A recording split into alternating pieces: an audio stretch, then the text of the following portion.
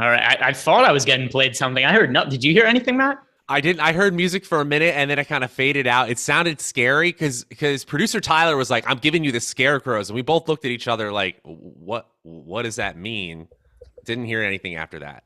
No, he was like, "All right, guys, here it comes." And then there was like a quick noise, almost like it sounded like almost like a fart. It was so quick, and then it was gone. And then he was counting us down, and I was like, "Well, what's going on here? Are we starting the show? Are we doing the locks before lock show?" Something that's pretty nice about the show you and I are doing together is the last couple we've done, we've had a bunch of games we had to really jam in really quick. There wasn't much time for analysis. We had Deshaun Watson getting traded in the middle. Today, we've just got a pretty simple 7-game show. We could take our time, kind of flesh out some of our picks. Thank you guys for watching. If you're just filing out, like the video, subscribe to the YouTube channel. We've got the deeper dive live before lock coming up after this. I'll also be doing the live before lock show.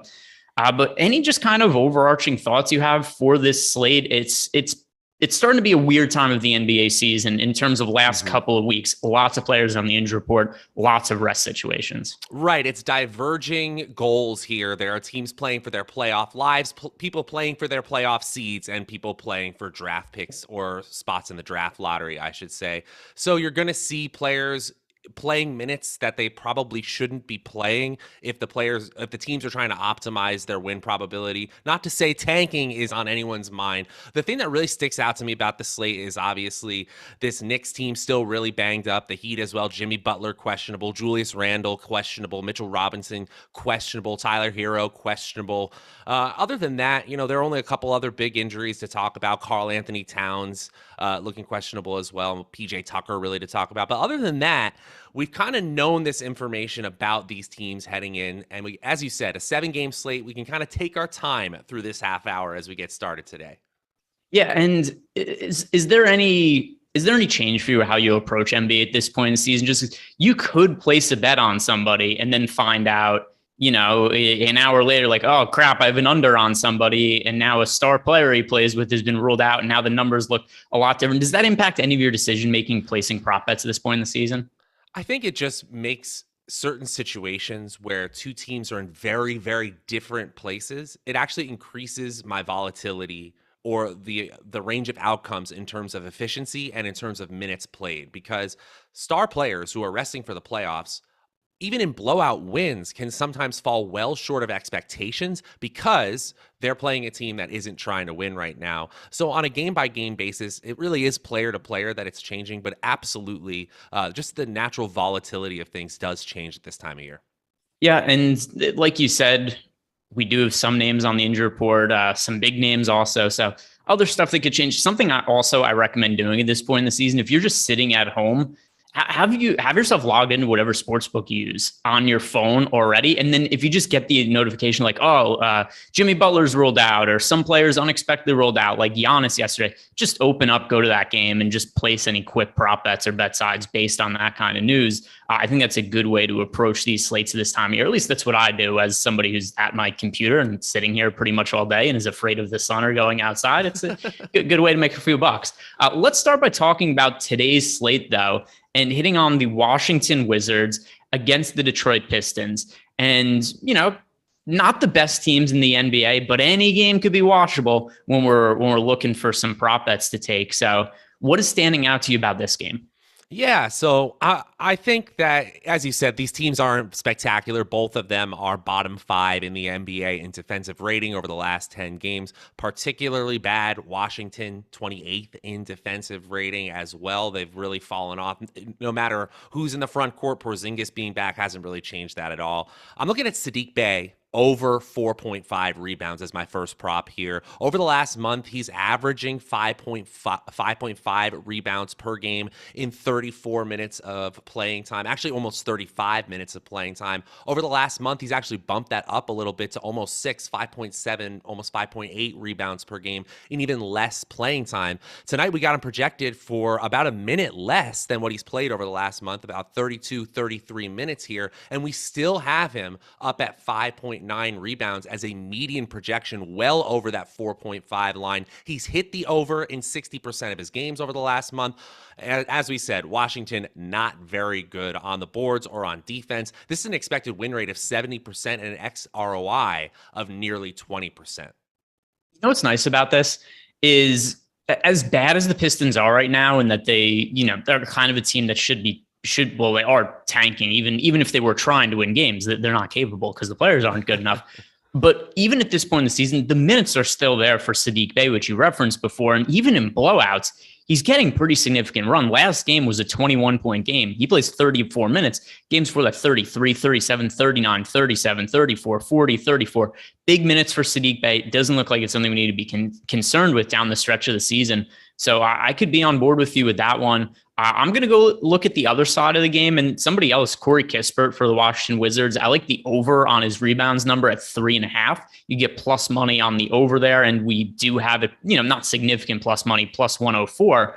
But another guy who with the Washington Wizards, even as they've struggled, he's somebody who's been playing pretty big minutes for them and has also been starting for them. So just pulling up Corey Kispert's recent box scores. Last game, 30 minutes, game before 33, 32, 30, 34. He played 39 in a game against Portland. He's not a high usage guy. He's not racking up a whole bunch of stats. He's not usually a really strong fantasy consideration. But more often than not, when somebody's playing that many minutes, it's not that hard to walk yourself into some counting stats. So at plus money, I'm going to take the over on the rebound number there. And I think this is a game more appeal for fantasy and more appeal for betting than it does for real life. Don't think anybody's tuning into a Washington-Detroit game to get any real life entertainment. How dare you? How dare you? I don't think many people outside of Washington or Michigan are disagreeing. I think even people in Washington and Detroit are agreeing with me. Yeah, that's actually true. That's true. They're like, all right, let's move on. Next year. All right. Speaking of moving on, let's move on to our next game. And this is one with actual playoff implications. Utah Jazz on the road against the Charlotte Hornets. Both these teams with something to play for. Utah Jazz, they're playing for seeding in the Western Conference. The Charlotte Hornets, they're playing for the play-in game here, where we know that they're going to be in the play-in game, but it's not known. Are they going to only have to play in one? Are they only need one win to make the playoffs? Are they going to need two? Is it going to be a road game, an away game? There's a bunch of teams really grouped closely together in that Eastern Conference play-in picture. Tall task for the Charlotte Hornets against Utah, but still tight spread, 3.5. Anything you're liking from a betting angle here? Yeah, I think I'm looking at a lot of overs here. I think Charlotte helps push the pace of this game up a little bit more so than Utah would like to do on their own. And I think Utah has a high chance of winning here, about 60 to 65% chance of winning, according to the Awesemo sports betting model. So I'm going to look specifically at Royce O'Neal over 2.5 assists. In the last month, it looks like a pretty efficient line. He's been at the over here in 47% of his games.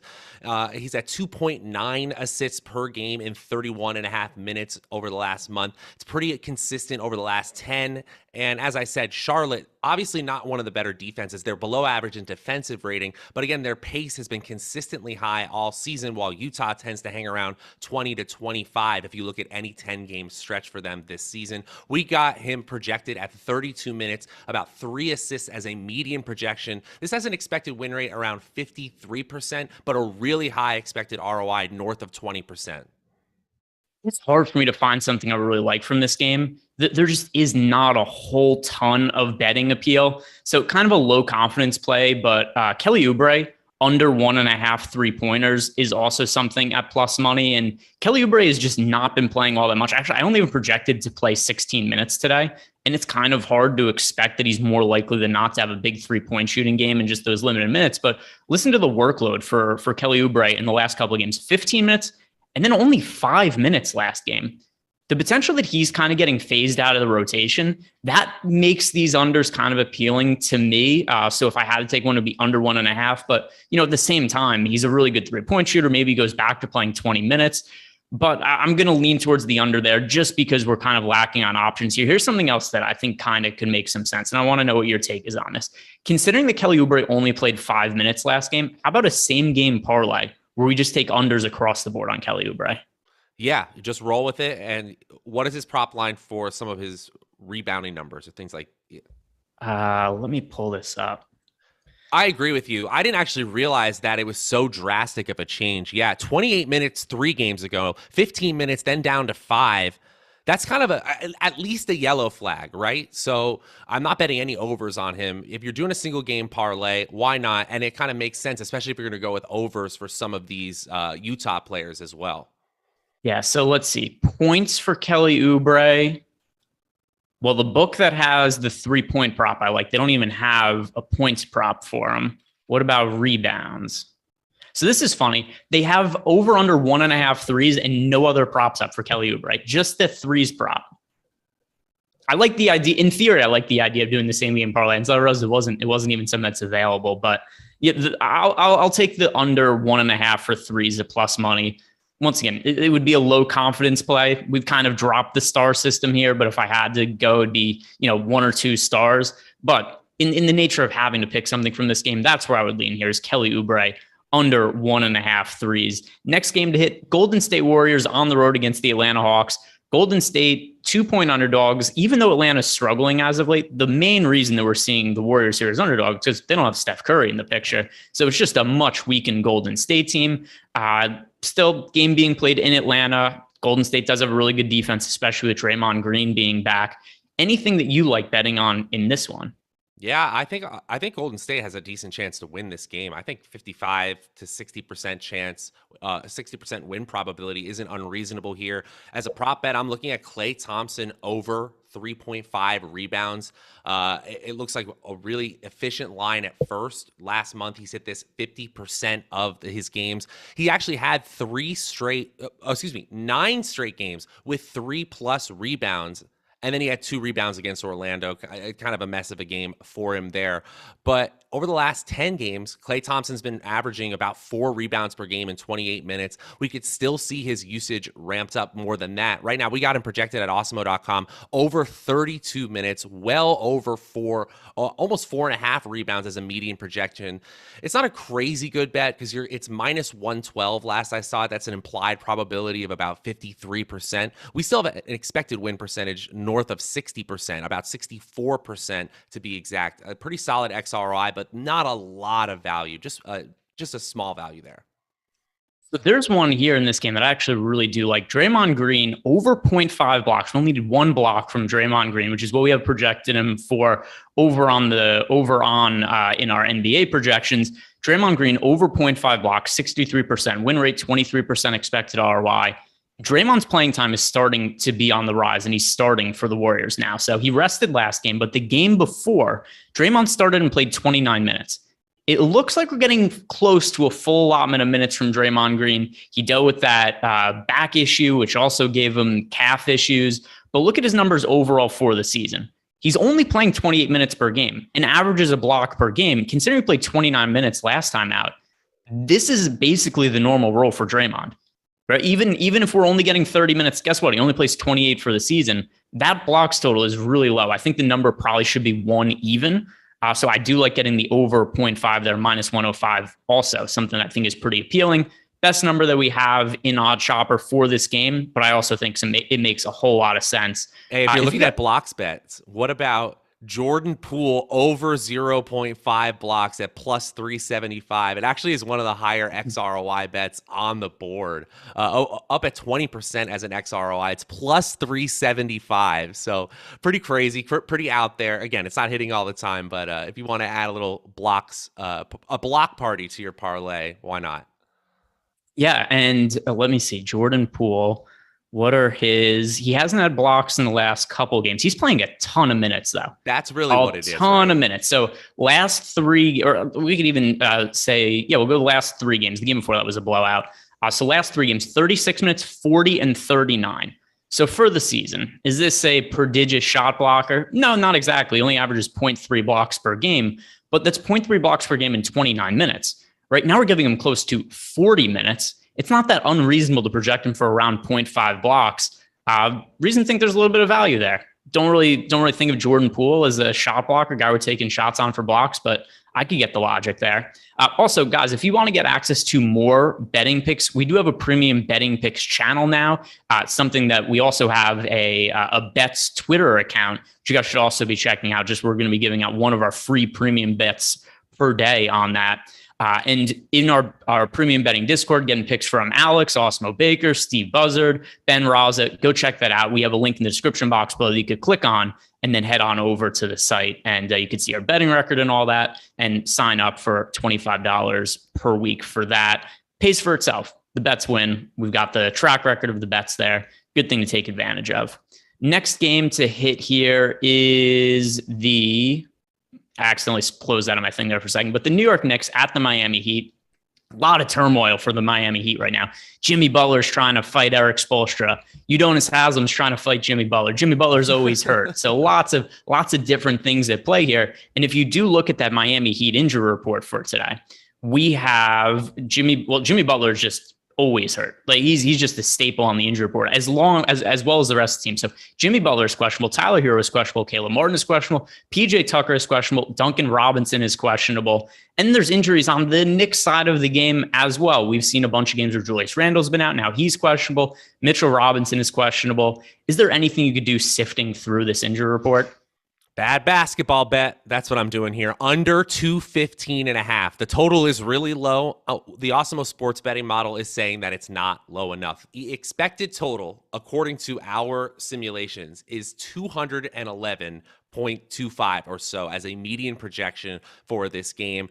Part of that is that when these teams are healthy, they are fairly strong defensively. The Knicks actually over their last 10 games, surprisingly, number one in defensive rating. Is that the be-all, end-all defensive stat? No, but that's still pretty impressive. Miami always pretty strong on defense. They are 6th in the league in defensive rating, and they're both top 12 in net rating over that same span. Now you're talking about some of the main minutes players and the main scorers on both teams possibly being out here. Not a lot of props on the board and available to us. If you want to bet this game, this is the highest expected ROI totals bet we have on the board, under 215.5. I don't even know how we make any sense of this game. There's so many players that we don't know the status of that I don't feel comfortable saying that we should be doing anything with it. I think I need more information on the injury report. So once again, guys, like the video, subscribe to the channel, and check out all the content we have the rest of the day coming up, where we'll have a little bit of a better idea of what's going on here. Let's move on to the next game. Some real big firepower in this game in terms of stars. Dallas Mavericks, Minnesota Timberwolves, Luka Doncic, Karl-Anthony Towns. Cat is officially listed as questionable, but at least we do have healthier guys on the Dallas side of the game. How do you feel about this one? Yeah, I'm really excited for this game. Minnesota's really impressed me, especially over the last month or two of the season. Luka Doncic is not getting to 8.5 assists. I'm going to under 8.5 assists. Obviously, the range of outcomes is very high for a player like Luka. And if you want to hedge this bet, just play him in DFS, because if he goes off, he helps you, even if he has that really high salary. Minnesota, 3rd in defensive rating and 4th in net rating over their last 10 games. But still, Doncic is projected for 36.5 minutes. We're not conservative about his minutes projection, and we still have him at about 7.7 assists at a median projection here.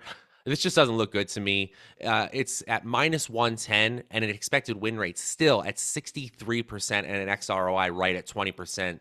You know, once you hit that 20 number in XROI, it kind of is like all systems go. I love Luka as a player. I'm excited for this matchup. It just doesn't look like a good night to bet on the over for 8.5.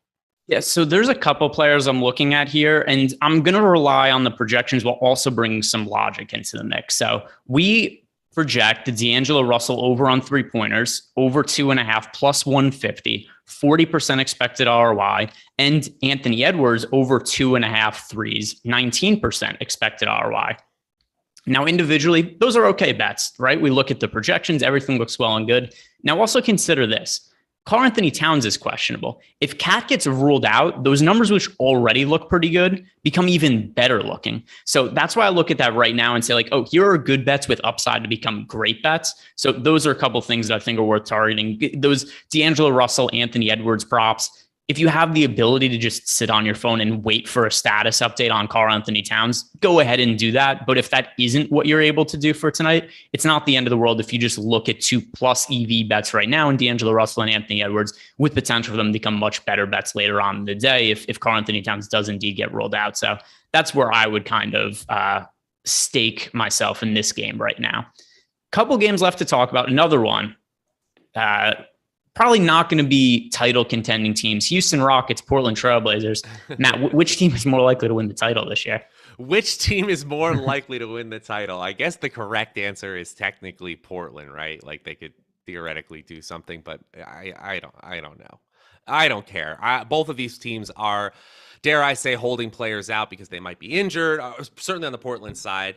I am going to look at Drew Eubanks, who signed another 10-day contract here. He's basically been their only primary big man here over the last month. Over 1.5 assists looks like a smash for me. One thing I will say is that 3 out of the top 4 bets, as I was starting to take notes for this game, were blocks bets. If you want to look at some of these blocks, props bets, where we've been super efficient in terms of our projections versus the books. But if I'm looking at one of the assist bet, I am looking at Drew Eubanks, who has hit the over on this 1.5 line 62% of the time over the last month, averaging nearly 2 assists per game on 28 minutes. And it's not unreasonable to think he plays 30 or 31 tonight. We have him projected at Awesemo.com for 29 and a half minutes and 2.3 assists, nearly one more, again, as a median projection than his prop line. It has an expected win rate of 67%. Not the best expected ROI, but I think this is an easy win, especially if you're just starting to build a parlay in this game. You know who's not good on the Portland Trailblazers, Matt? Which, just one player? Well, the answer is everybody, but yeah. So more specifically, though, more even broader sense than everybody. Brandon Williams has been wildly inefficient since coming to this team and moving into the starting lineup. And there's been times where he's been, a good option for fantasy, just because if somebody's going to start and take 20 shots per game at close to min price, there's a pretty good chance that there might be some fantasy upside. But he's not a good real life player. And what the Trailblazers have done now, or at least what it looks like they're doing, is they gave Chris Dunn a second 10-day contract. Chris Dunn started last game ahead of Brandon Williams. And with that in mind, I think that's going to be the case for the rest of the year. Maybe I'm wrong, but if he started last game, why would Chris Dunn not start again today? And by the way, they also have another guy, Drew Eubanks, who is signed now. I believe it's a fourth 10-day contract. Yep. They just sign this guy to a new contract every 10 days, and he still starts. So I think we're going to see Chris Dunn start ahead of Brandon Williams again. And Brandon Williams only played 25 minutes last game. So it looks like his playing time is on the decline. He's really played himself out of it. So we have under 4.5 assists as a bet that's winning 70% of the time. That's something I'm intrigued by, especially with this decreased playing time for Brandon Williams, as is. It's not like he showed himself to be some great distributor. He's good at taking a lot of shots and missing them. Not too many other redeemable NBA skills. So his last few games, 3 assists, 2 assists, 5 assists, 2 assists. So he only hit the over on that assist number in one of them. And keep in mind, this was majority with him starting and playing bigger minutes. Now that he's coming off the bench, I think that we could feel pretty good about going to the under there on Brandon Williams' assists. All right, final game on the slate. You ready to hit it? Yeah, let's roll. All right. Philadelphia 76ers, Los Angeles Clippers, a game that on paper is one of the better games on the slate, but the Clippers, they're kind of locked into that 9 seed or the 8 seed in the Western Conference. So as a result, they're now limiting the minutes of basically all of their starters until we get to that play-in game. Is this going to impact any of your decision-making with the Clippers and any props here? You're looking for the Philadelphia side, because it's hard to know what to make of a Clippers team when they say that, hey, Nick Batum, Reggie Jackson, Marcus Morris, these guys are all going to be playing limited minutes for the rest of the year. What stands out to you about this one? Yes, it absolutely affects how I feel about projecting these players. Again, the main thing is it increases the uncertainty. Any one of these players can still go off, but the idea of the collection of these players going off and this game becoming a huge shootout, it honestly just goes down. And one of the ways that it's affecting my projections is I don't think James Harden gets to some of these lofty lines that we've seen him getting to. Under 9.5 assists is the one I'm really honing in on. It's the highest expected ROI assist bet we have on the board today. Over the last 10 games, he has averaged 10.2 assists in 37 minutes of playing time. I'm not saying it's a super inefficient line here, but we've got him projected around 8.5 assists, maybe 8.6 assists as a median projection. You're getting plus money right now, plus 100 you can get it at. And we have an expected win rate of nearly 2/3 of this time. This 2/3 of the time, this goes under 9.5 assists here, 63% expected win rate. Really, really high expected ROI. I'm not saying it couldn't happen here. Again, the Clippers are changing the way they're playing their personnel. I understand that, but I actually think it affects how much the Philadelphia side has to play their players, because the likelihood of a super close game actually goes down here. All right, I have one for you, and this one I checked to make sure that we could do it with somebody. We just found out from the Clippers that Nick Batum is going to be capped at 19 minutes per game for the rest of the regular season. And with that in mind, I'm going to do a same game parlay every single Nick Batum under. Because just because he's going to be capped at 19 minutes doesn't mean he has to play 19 minutes. He can go out and play 12 minutes. So that's something I think makes a lot of sense. We're going to take all those Nick Batum props. We're going to parlay them together. We're going to get as best odds as we possibly can with it. And I think that makes for a good upside play. How do you feel about that one? I love it. I love it. With these cap minutes players, there's just no incentive whatsoever. Could they get hot? Yes, absolutely. But in terms of making a parlay and high expected win rates, yeah, when they're playing way less than usual, they're not going to hit their base rates. Yep, that's how I feel. And then once again, the minutes are kind of variant with Nick Batum, but we know they're capped. So that's where I'm leaning here. But that is going to do it for us today, guys. Kind of, a brief show, but we were able to fit in all of the games here, talking about all the props. Deshaun Watson didn't get traded in the middle. There was no NFL news we had to break for. Guys, thank you very much for watching. Stick around, watch the deeper dive, watch live before lock. And good luck today. If you guys have any questions about anything, ask us later in the day. Catch me on live before lock. Good luck.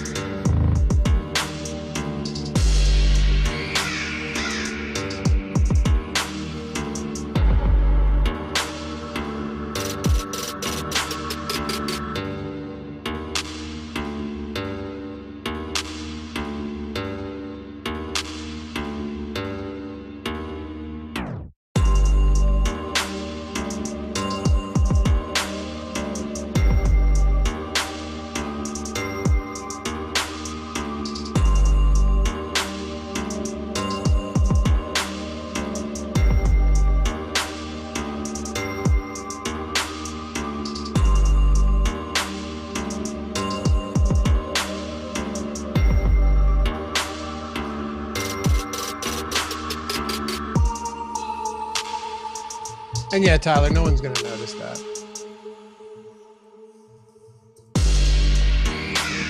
What's wrong? You good? Yo, what's going on, everybody? Welcome to the Awesemo.com NBA Deeper Dive presented by Yahoo Daily Fantasy Sports. Coming in hot after locks before lock. I'm Dave Loughran at Loughy_D on the Twitters, LOUGHY_D, joined by Adam Scherer at Ship My Money DFS. What's good, bro? What's up, man? Pretty much exactly opposite slate today than we had yesterday to talk about. Yeah, I would say so. I mean, is there any, I guess the big news right now is just like Randall, right? Robinson, and then all just of Miami. Yeah, everything from Miami. Outside of that, like there's no reason to assume that Towns isn't going to play. Right.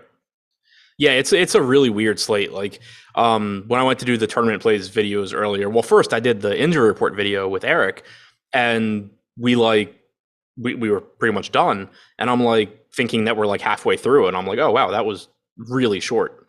And then I did the tournament plays video, and I'm just like, all right, well, everybody that's projected to be under owned is like has like, a 7% chance of being optimal because this slate is just completely different than yesterday. It is. Shouldn't take nearly as long. I mean, somehow we went over yesterday. I say somehow, like we haven't done that before, but I blame that on chat. I blame it on Jordan. You can. That's true.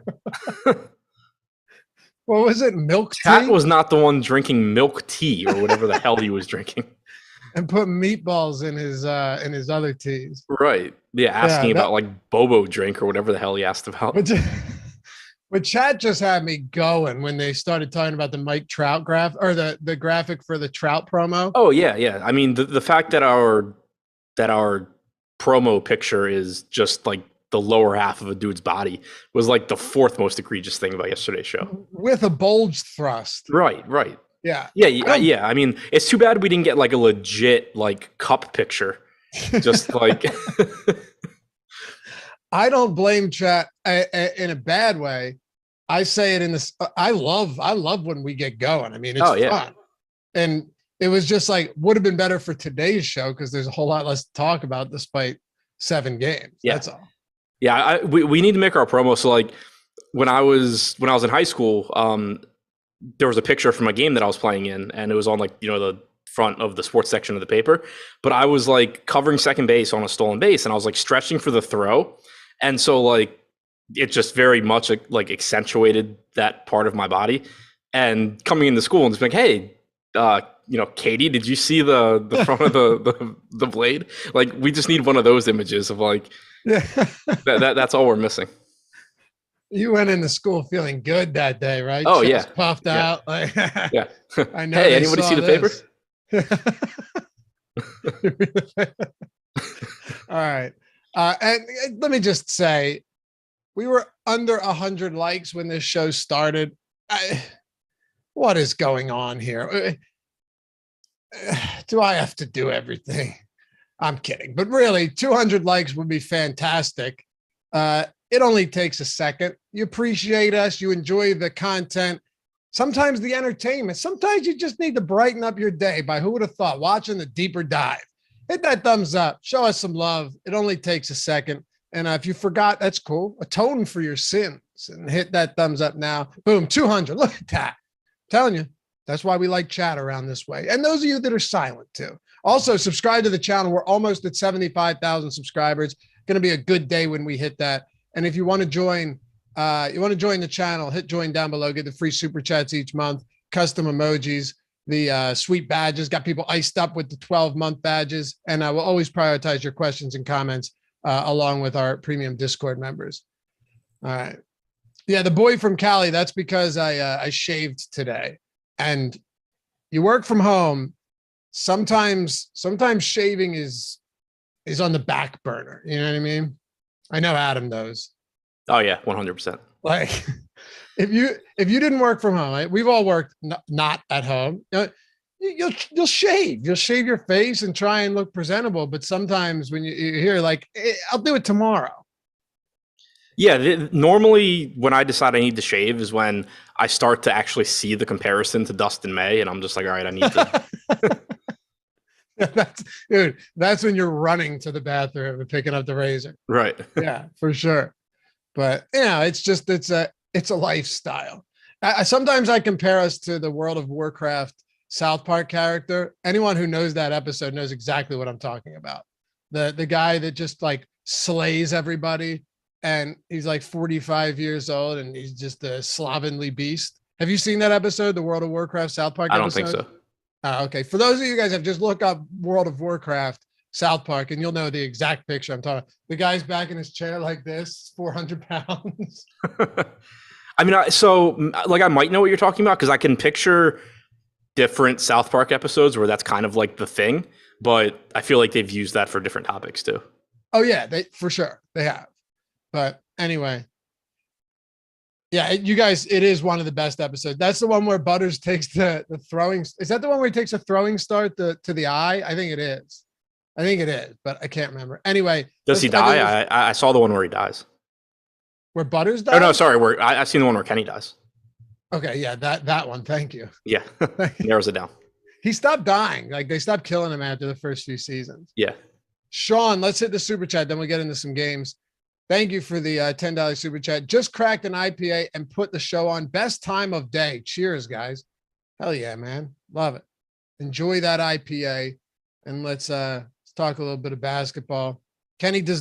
Someone said Kenny always dies. Like you were being serious. Yeah. I thought that I saw the one specific South Park where Kenny dies. And thought to bring that up at the same time. All right. Utah and Charlotte. When was our last ownership update? Let me see. Let me just refresh here. Nice. 15 minutes ago. Okay, we're in business. So we got a boom bust update. We got an ownership update. Free content on the site today. If you guys are interested, you don't have to sign up or anything like that. If you're not already, ownership rankings are free today for basketball, player rankings for hockey, and MMA rankings for UFC coming up on Saturday. And if you want to get in on the early bird special for baseball, you throw that graphic up there, Tyler. Let's do it, baby. Use the promo code TROUT. Nothing egregious this time. Just TROUT, or go to awesemo.com/promos. 25% off the entire year for MLB. It gets you the top stack tool, the top pitchers tool, the ownership tool, the projections, the lineup builder, all of that. And then it changes to 15% on April 1st. So take advantage of it now. Do you remember when you and I had been here for like a year and we just like came upon the top stack tool and we were like, oh my God, how had we not been using this? Yeah, it was you, and it was within like a week or two because I don't think we even mentioned it to each other. We were both just like, yeah, oh, I just found this thing that I should have been using for a really long time, and right. I didn't realize really existed. And the top pitchers tool as well. Yeah. So 25% off the whole year. Baseball's back. April 7th is opening day. All right, let's do this thing. We'll kick it off with Utah, and then we'll talk Charlotte. I don't know how many times we said it this year. Sounds kind of repetitive, but like if you're wondering why Utah's owned pretty highly today, one, prices aren't crazy, but also Charlotte's just a good offensive team, a bad defensive team, and they play at a fast pace, dude. Yeah, and in addition to that, Utah's a team where like they have good point per minute fantasy producers. Like you have Mitchell, you have Gobert, you have Clarkson, Conley's not bad. But normally the reason you don't get a lot of ownership on Utah is because you have multiple teams on any given slate that are injured or resting guys or whatever. Today, that's not the case. So for as long as that isn't the case, they're going to look better because it's a situation where most players are correctly priced or close to it. And so Gobert being slightly underpriced at 7,600 in a really good spot, Mitchell being slightly underpriced at 9K in a really good spot makes those guys stand out. And then even, your $5,500 Conley, your $3,900 O'Neal, as much as it sucks to click Royce O'Neal into a lineup, those guys end up being pretty solid plays as well. One guy that did stand out to me, though, from a tournament perspective in both my DraftKings and tournament plays video was Jordan Clarkson, who is 6,200 on DraftKings, I believe 6K on FanDuel. Last game, he played like 26 minutes. That was a blowout loss to Boston. The last competitive game they played, he played 37 or 38 minutes. And not to say that he's going to get there again if this game's competitive, but with no Bogdanovic, it does make it more likely that Jordan Clarkson is in the closing lineup because kind of why wouldn't he be? Like, who are they going to choose over him? And he's close to a fantasy point per minute guy. So at 6,200, if he even gets to like 32 to 34 minutes, he's likely to be a good option and he's not getting much ownership.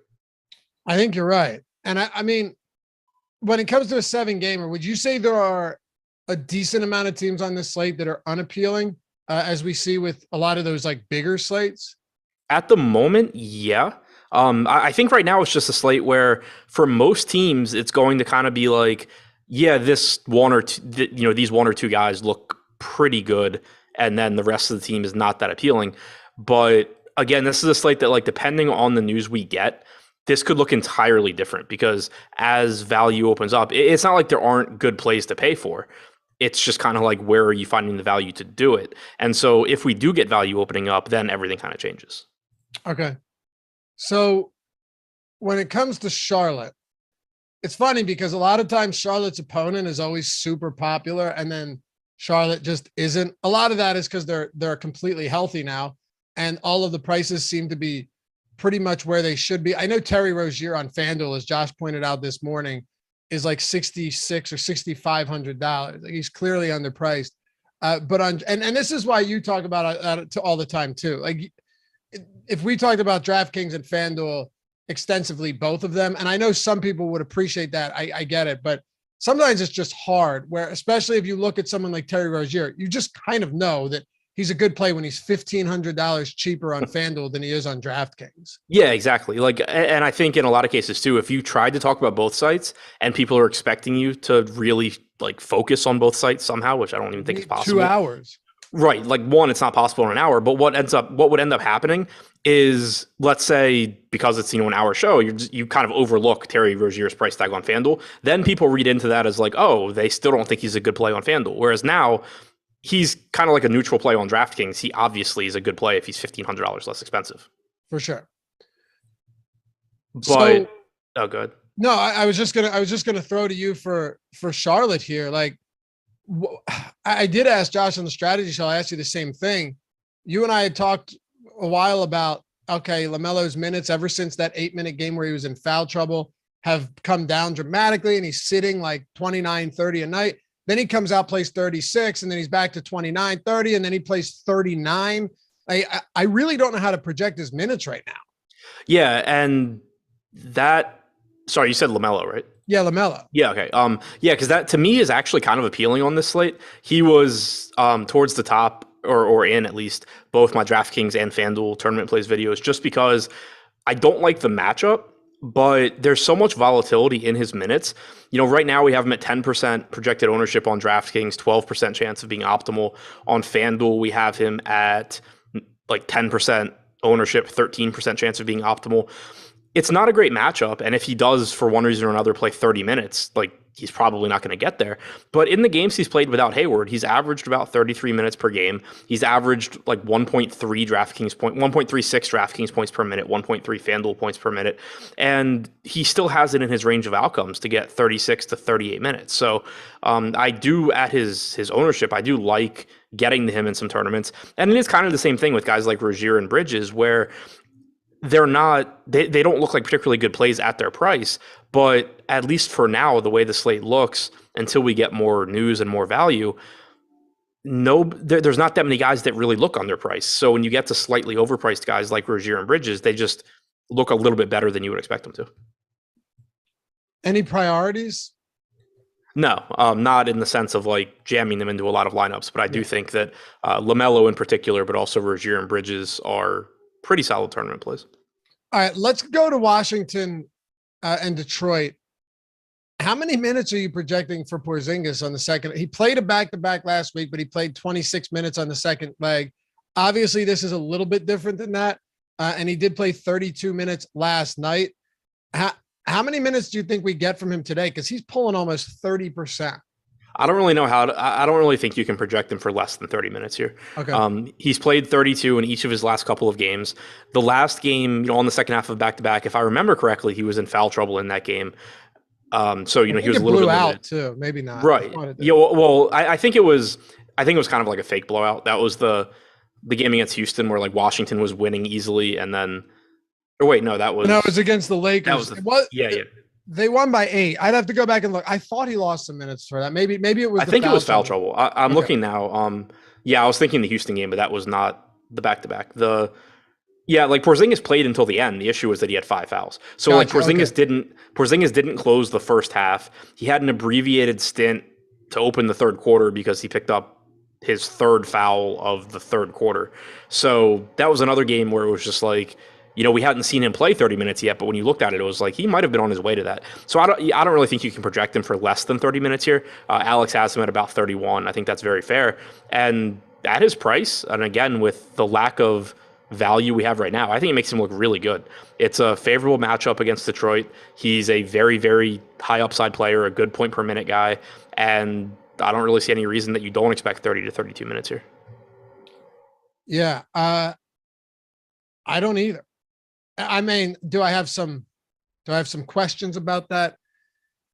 Yeah, but if you have to project them for something, you're not giving him 28 right now, like you're saying. Right. If you're just the way I think about it, and you and I kind of talked about this yesterday, like if you give him, let's say 27 or 28 minutes, you're kind of saying, I think half the time he plays 24. Like I think he plays 24 or 25 minutes as often as he plays 30 or 31. And to me, that would be insane. If you give him 30 minutes, you're kind of saying, I think he plays 28 as often as he plays 32. To me, that makes a lot more sense. Right. So Kyle Kuzma, at this rate, you're looking at him missing his 4th straight game?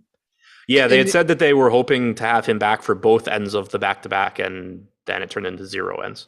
Yeah, exactly. And he actually, Kyle Kuzma's absence is pretty significant.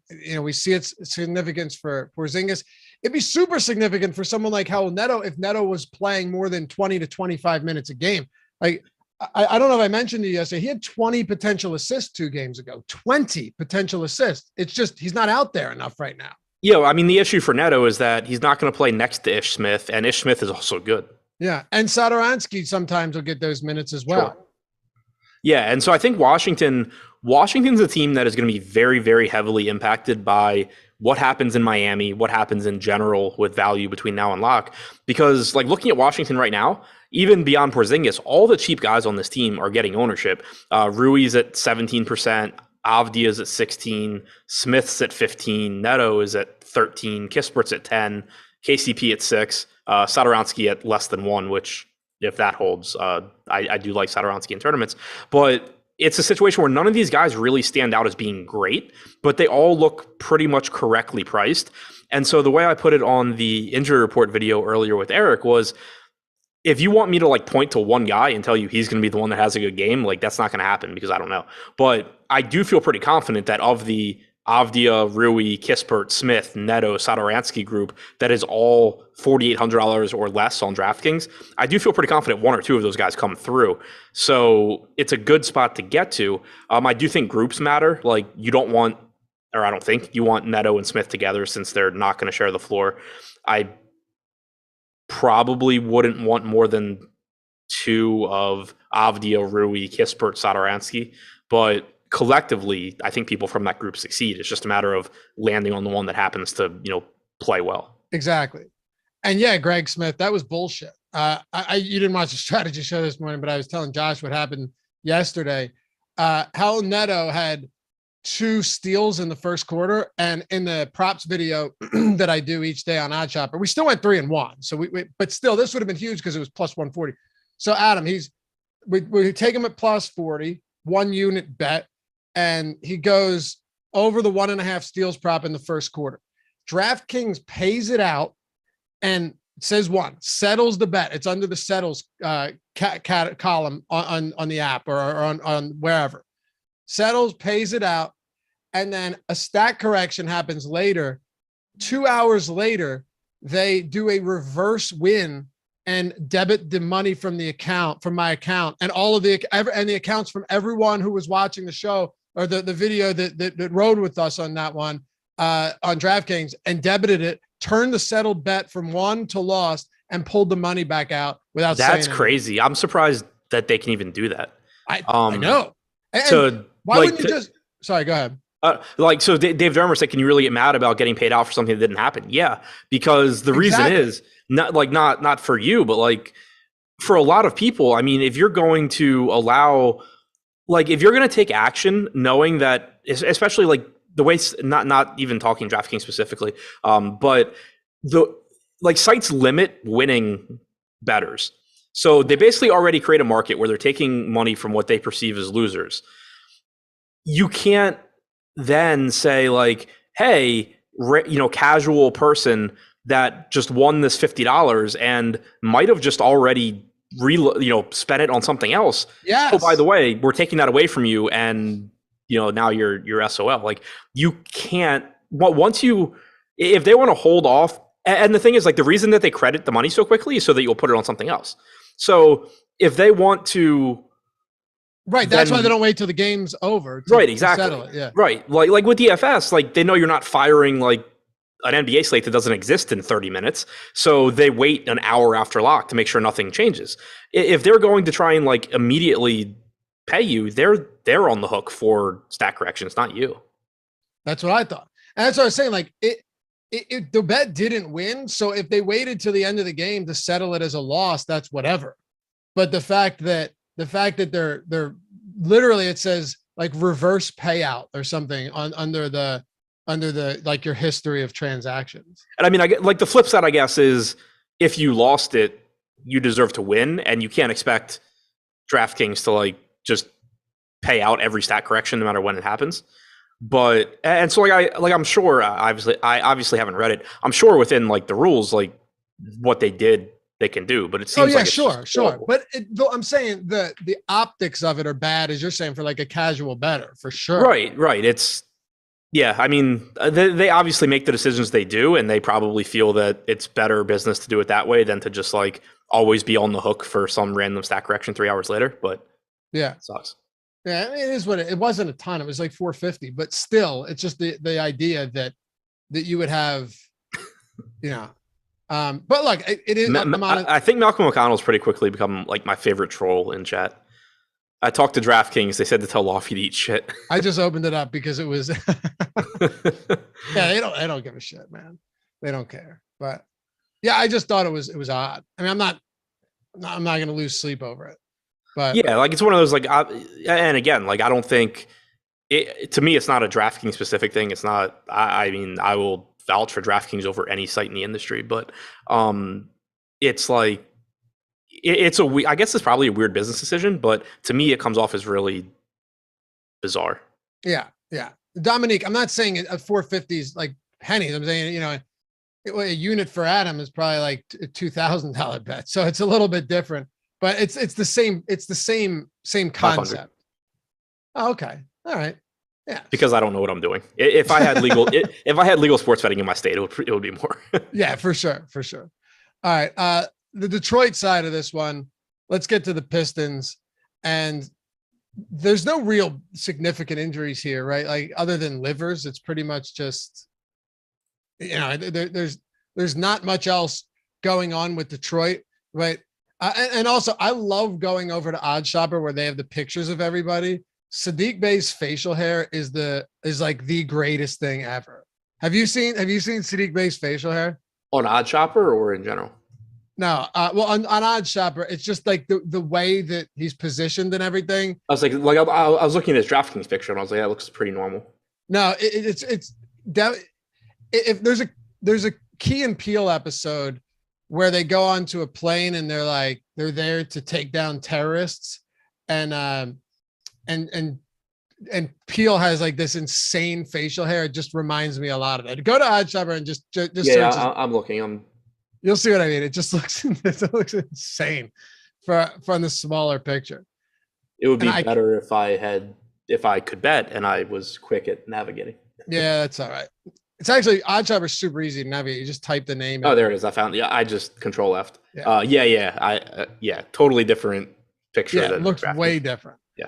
Do you think that Detroit today against the Wizards, who are on their second of a back-to-back, is it worth us getting to Cade or anybody else here? Because like Bey is now over 7K. Jeremy Grant's over 7K. These guys aren't exactly inexpensive. To me, it's tournaments. Cunningham, and particularly tournaments if value doesn't open up, like if Hero and Butler are in, for example, and this just ends up being a slate where there's not a lot of guys that look really good.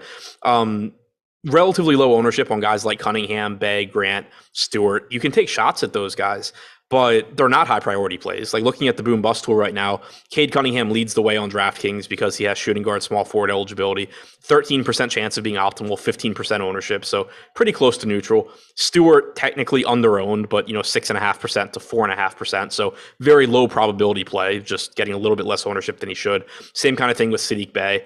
It's not a team that I can prioritize, but it is the type of team where I think it's pretty similar to the last slate against Atlanta. I was actually talking to Eric about this prior to the injury report earlier. I didn't like, for lack of a better word, Cade Cunningham on that slate, but he ended up being in my 2K tournament lineup or 1500 tournament, whatever it was that night, just because it was a slate where there were a lot of chalk plays I liked, and I ended up needing some sort of high upside, low owned guy. I think that's sort of how Detroit is in general tonight. If you have lineups that are chalky, you can go to any of Cunningham, Bay, Grant, Stewart, and be fine, but they're not guys that you're going to be building your lineups around. Golden State and Atlanta. So the Warriors had a bad loss to the Magic. They scored 90 total points in that game, and then they come back out and they beat the Miami Heat. I think that was the no Clay game. I thought it was, can't remember, but they're 3-point dogs against the Hawks today. And Jordan Poole's his 3-point props, Adam, are routinely, over 4.5 with the over juice. This dude is just ripping off threes day in and day out. 7 made threes last game, 5, 4, 6. It's amazing what he's doing from long range right now. And understandably, he's expensive, but usage is high. The minutes are through the roof. When does Jordan Poole get to a price that we don't want to play him? Because it feels like, at least now, against a bad Atlanta defense, there's still a little meat left on the bone here. So one thing to clarify from the last game real quick, just because I saw Eric Lim mention it in the chat, and I think it's worth mentioning. Corey Joseph was out last game. So if you're just looking and coming to the conclusion that Killian Hayes is going to play more minutes, don't. He probably plays mid-20s. He's okay. He projects poorly, but not super poorly at 4,100. But don't draw any conclusions from the last game because Joseph is back. As far as Golden State goes, I think Poole's at a correct price tag where it's pretty easy for him to fail. He's around, a 1 to 1.1 fantasy point per minute guy, likely to give you mid 30s in minutes, but he's approaching 8K now. He's projected for 15% ownership, has about a 9% chance of being in the optimal lineup. So projected to go a bit over-owned, but that is a spot to pay attention to because he does have a ceiling there. It's just that right now we have the ownership a little bit higher than it should be. There's the potential for someone like that to, if things open up and ownership changes, maybe Poole ends up being under-owned because his chances of being optimal are probably going to just hover in that 8 to 10% range.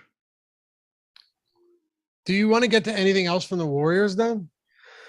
Shots on Thompson and Wiggins are fine. I mentioned them specifically on FanDuel in my tournament plays video because as opposed to the 8,100 on DraftKings, Thompson is 6,600. Wiggins is, I think, 6,400. Wiggins doesn't see a huge bump without Curry on the floor. He's around 0.9 to 0.95 fantasy points per minute. But I do think he's a little bit more likely to hit his ceiling just because you don't have Curry out there taking shots. If Wiggins is the guy, it's easier for him to take usage away from Poole than it is for him to take it away from Curry. Same thing goes for Klay Thompson. I know people were down on Thompson the other day saying he's rusty, whatever. He's still averaging over a fantasy point per minute easily and not on a minutes restriction. So at 6,600 on FanDuel, I think he looks really good. At 8,100 on DraftKings, it's more of a tournament play. Okay.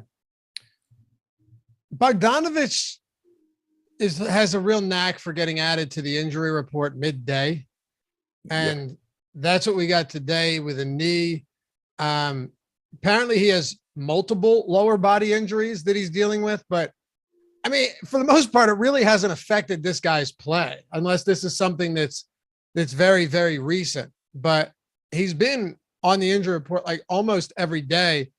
His absence though definitely opens things up. It's just, how do you project him not to be on the court tonight with the way he's been on the court almost every time he's questionable? Yeah, exactly. It's really difficult when someone's questionable constantly to say oh yeah, this is the day that they're not going to play. If he doesn't play, I think we've talked about I think we've talked about it, multiple days in a row now. It makes Trae Young look even better because now every minute he plays is without John Collins and without Bogdanovich. It also solidifies the minutes for guys like Herter, Hunter, Gallinari, where they're all between 5K and 5,500 on DraftKings. You can feel better about their playing time. But if Bogdanovich does play, then you're in a situation where, Trae Young still has a massive ceiling. Bogdanovich still has a pretty nice ceiling too. He can certainly close and play 32 minutes. Gallo, Herter, Hunter are all okay, but they're all more so just like neutral plays that you're not that excited about. Whereas if you take Bogdanovich out, all four of those guys start to look better. How do you want to approach Trae right now at his price point on a night where you have Luka against Minnesota, you've got Embiid against the Clippers, Trae against the Warriors, James Harden against the Clippers, and then Towns, tough matchup against Dallas, but he's still in the picture. Like those are your legit high price guys today. If you want to include Donovan Mitchell, fine. Randall's a game time decision, but he's got a tough matchup against Miami. Those are all your 9K plus guys.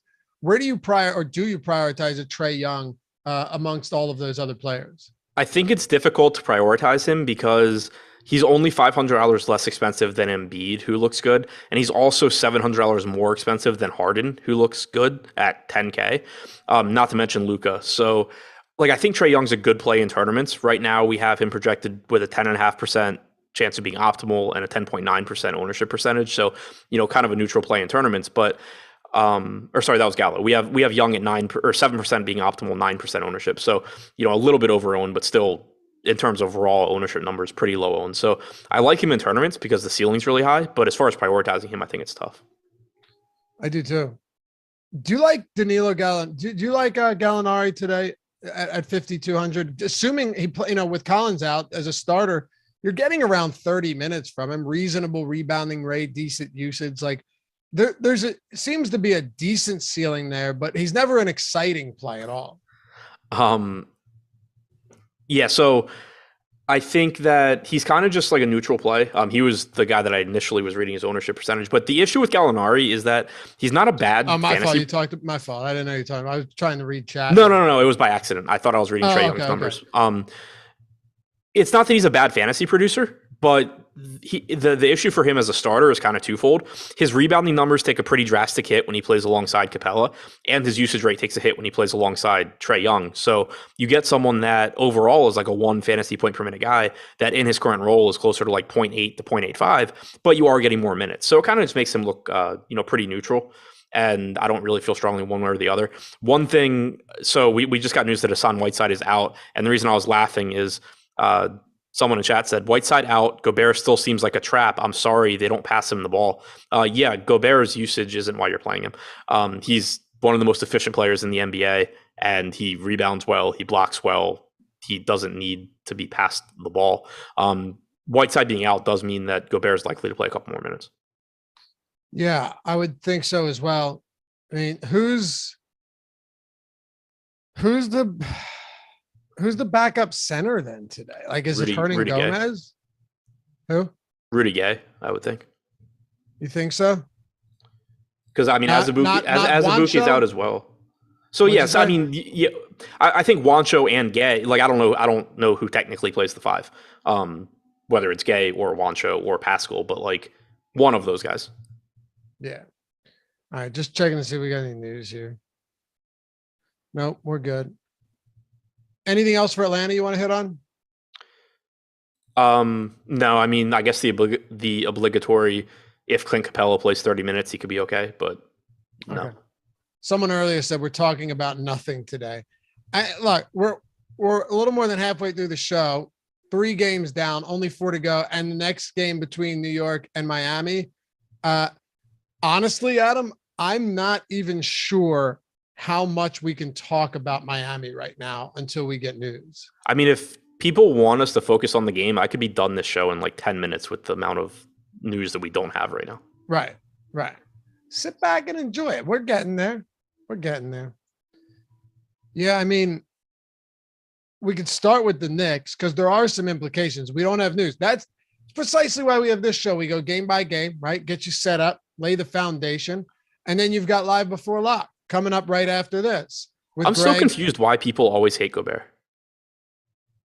Because like I'm glad that they do because it's fun for me. But like I think, by the way, Greg and Eric coming up next, and then they got the post-lock show. If you're not doing anything, hang with them till 7:30.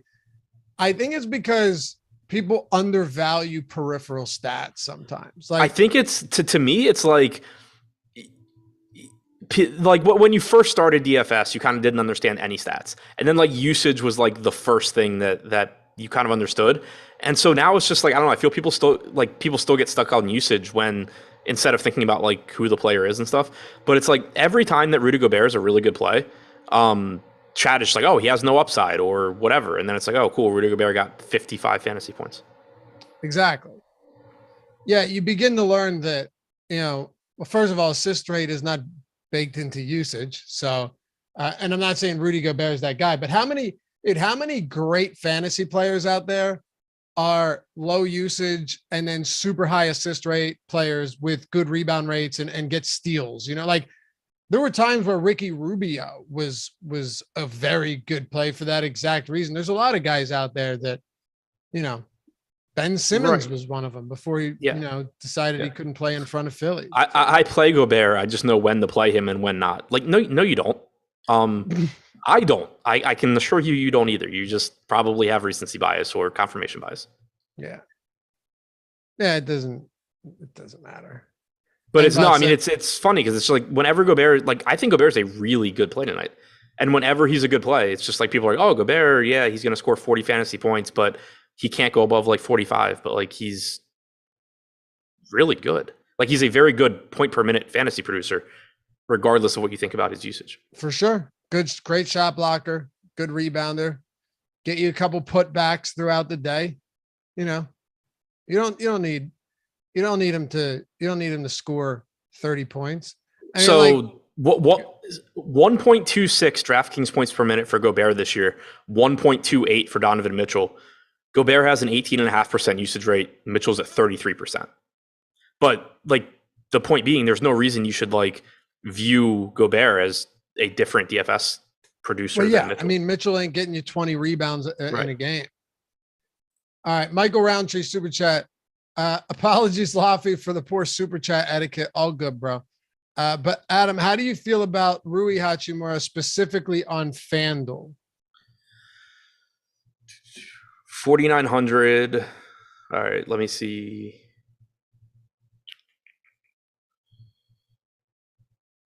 Where? Okay. So small forward, power forward. Small forward is nice. Sorting by power forward, he doesn't look that great because you have like a cheap trend in Watford. You have a relatively cheap Porzingis. Eubanks is power forward eligible. But at small forward, you have James Harden and Kevin Porter, which makes absolutely no sense. RJ Barrett, he's okay. So he looks better if Jimmy Butler is out and Julius Randle is in. That actually makes Rui look a little bit better on FanDuel. The reason being that obviously Jimmy Butler wouldn't be a small forward play, and RJ Barrett would still be a good play, but not as good. But yeah, I don't know. I think kind of just like a secondary play because FanDuel's positional eligibility is weird, where you can get some cheap centers at power forward and you can get some point guards at small forward. Okay. Do you think with Gafford out, it changes anything? I think that you just probably get Thomas Bryant as the backup. Okay. Yeah. I mean, that would be the most logical explanation for that. Yeah. Like I'd be very surprised if it's not Thomas Bryant being the backup, especially with Kuzma out. Like if Kuzma were in, like, yeah, maybe they give Rui a few minutes and cut from Bryant, but I assume Bryant just takes those like 16 minutes or whatever Porzingis doesn't play. Let's talk about the Knicks. Hold on one second. Tyler, I just shot you something over there in Slack. New York Knicks are 5.5 point dogs, 215.5 total, lowest total on the slate by a wide margin. Not surprising with these two teams, two slow paced teams. One of them has a great defense, but at this stage of the game, someone asked us just to talk about the injuries. There aren't any yet. I mean, right. If you want us to just make them up. Like, trust me, I was surprised. I was as surprised as you guys are when I went through the injury report with Eric earlier, and it was just like, oh, there's nothing to talk about. No, Well, and the ones we'll get to like with Portland, but we're not there yet. The Knicks are one of those situations. So are the Heat, but the Knicks game time decision for Randall and Mitchell Robinson. So I'll kind of set the table for you this way, Adam. If Julius Randle and Mitchell Robinson both play, you're looking at a brutal matchup against Miami. You're looking at a lot of these players whose prices have come up at least a little bit recently. Some of them a little bit more since Julius Randle had been out. It's not a very appealing team if those guys play. Now, if they're out and you lose both of your starting front court members, then things begin to look a little bit different. Yeah, exactly. Like, this is one of the teams that we're waiting on news, and hopefully we get it before lock, because this game starts an hour after the Washington-Detroit game. But if Julius Randle and Mitchell Robinson are in, this is another team where it's just kind of like, yeah, you can get to some RJ Barrett. He looks better on FanDuel than DraftKings, but either way, you're just getting to somebody that's going to play 38 to 40 minutes in a tough matchup and hopefully do well. But he's started to see his price go up because of Randle being out recently. If Randle is in, he's just kind of a neutral, mediocre option at his price tag. Burks looks worse. Robinson is always a high upside tournament play that also has basically zero floor. Like, if those guys are in, nothing looks good. But if they're out, then so if Randle is out and Robinson is in, Obi Toppin at 4,500 is a good value, but you should pay a lot of attention to the ownership, because if Robinson is in, you could get a similar rotation to what we got 2 games ago, where Taj Gibson was the backup 4 and actually closed over Toppin, and Toppin only played 24 minutes. I would still expect him to play like 28 to 30 on average, but the combination of an increased salary from where it was, the matchup with Miami, and potentially high ownership, I'd be just paying close attention to the ownership. If you get Robinson and Randle out, then it's really difficult for Toppin not to play a lot of minutes, because the center minutes are going to be Sims and Gibson, and Toppin doesn't really have a backup other than like small wing guys. So that makes a big impact. And if it's just Robinson out and Randle in, then you can totally ignore Obi Toppin. So that's huge. But also, if Randle's out, Barrett looks a lot better. Burks looks better. Quickly looks somewhat better. So huge news here, but we just don't have it yet. Yeah. Okay. If Mitchell is out, do you think we can get like considerable minutes for Jericho Sims? I wanted to go back and see. I didn't actually look at what they did last game. I played 26 minutes. He was wildly inefficient, but he did play 26 minutes. Yeah, I would expect basically a 48-minute split between Sims and Gibson. 26-22 is as good a guess as any. The issue is that neither one of them are good fantasy producers. Right. Sims is around 0.67 DraftKings points per minute. Gibson, I think, is at 0.71. So, good luck. Yeah, that's the problem. Okay, it's the kind of guy. It's the kind of guy where if we get Randle in, Robinson out, and then like all of Miami in, Sims is the kind of guy that could just get like way more ownership than he deserves, because people are just like, I need to play these 7 guys, and Jericho Sims fits. If that ends up being the case, like, again, just pay close attention to the ownership, because it's not to say that he's not someone you can gamble on, but there's no real reward to gambling on somebody like that if like 30% of the field is already doing it. For sure. Like, there's more upside to being like, okay, I hope this really shitty fantasy producer does what he does, and 30% of the field takes a 15. Yeah, right. Unseld saying that they're going to make a change to the starting lineup today. It's possible that Hal Neto turns into Ish Smith. That was my first guess. I don't know. It could be Avdija over Kispert, but I don't really know why they would do that. But they could. It could be Rui as the backup center, and I don't think they're doing that. Because I don't know what they would do. Yeah, it could. My best guess is Smith over Neto. Okay. But yeah, again, it could be Avdija over Kispert. It could be Avdija over Rui. With Jeremy Grant playing the 4 for Detroit, or Bay playing the 4, however you want to phrase it, they could just go with 1 through 4 where Avdija is in instead of Rui. But Yeah, it could be anything. My best guess would be the point guard. So I'll be honest with you. I really don't know what to do with Miami right now. Me neither. They're quickly becoming like my least favorite team when they're on slates that I'm doing content, because they just keep listing 5 guys as questionable, and it's not even like it's a clear-cut walkthrough. But I think the best I can do is, if everybody's in, you have a bunch of decent tournament plays with Butler, Lowry, Adebayo, Hero, and then even at their price tags on this slate, $3,200 Tucker, $3,400 Robinson. Like, you're not going to be excited about them, but they're playable. If Butler is out and everybody else is in, Lowry looks better, Bam looks better, Hero looks better, and then to whatever extent they can look better, guys like, Strus, Martin, Robinson, and Tucker look better. If Butler and Hero are both out, Bam and Lowry look a lot better, and minutes start to actually become pretty secure for guys like Robinson, Martin, Strus, Tucker, because Gabe Vincent is also out. So, and Oladipo is out. So, like, you could actually be getting a pretty shorthanded team here. If you add Caleb Martin being out to that list, even more so. But yeah, I mean, there's just like 15 permutations of how this can go.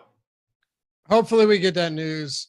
I want to get through this just so we can get to these other games. Is there anything else you want to hit on for Miami right now? Because it's a total shit show.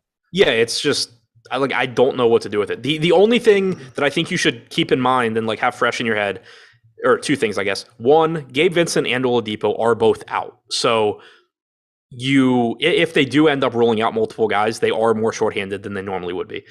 And second, just know, and this isn't Miami specific, know who the best point per minute guys are, because obviously those are the ones that you should prioritize the most. And it's, clearly Butler, Lowry, Bam, and Hero.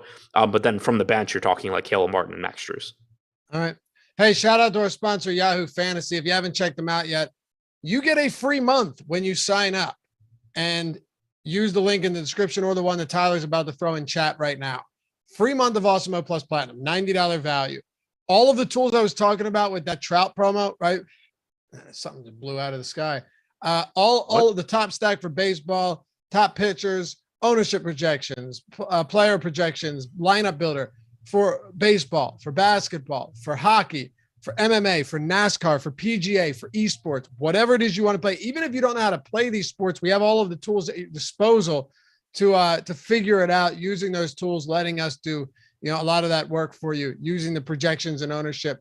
And Yahoo just is a good site where they have great payout structures, lowest management fees, as they call them. Other places call them rake. For those of you curious what I'm talking about, that you're going to find out anywhere. And all you have to do is use the link in the description. I think it's deposit $10, but when you do that, you'll get $10 back in free credit from Yahoo. You just enter a paid contest, you get the $10 back, and then we'll email you to give you the free month, get you set up, get you into our premium Discord, into our office hours channel, where you have the pros taking your questions and helping you better your game.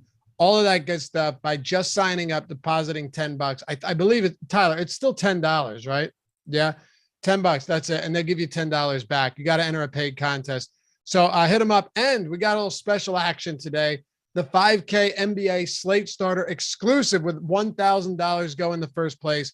Click that link in the description to enter that as well. Check it out. Yahoo Daily Fantasy Sports, sponsor of the Deeper Dive. Oh, and all of the tools we have, you can use for Yahoo as well. All right, Adam, we're a bit pressed here, but I think we'll be okay. Dallas will kick it off with the Mavericks. I mean, really in a spot like this, it's mostly just Luka and then kind of scatter shots of a couple of other guys, maybe in tournaments. Yeah, I mean, with Luka coming back, it kind of just makes Dallas the opposite of what they were last time they played, where like last time everybody looked good. Now Luka looks good.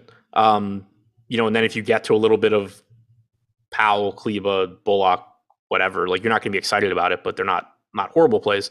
But yeah, it's kind of just Luka one and then everybody else not looking that great. Greg Smith, hey Adam, on Yahoo for center, how would you rank Wood, Gobert, Porzingis, and Towns? And which one would you lean towards for a single entry in MME? All right, hang on a sec. So not a single entry tournament. He's just single bulleting an MME contest. Yeah. Okay. So I need Wood, Gobert, Porzingis, and Towns.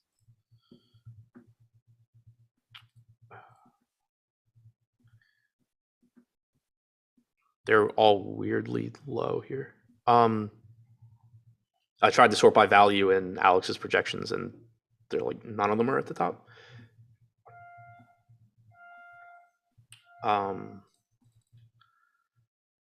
So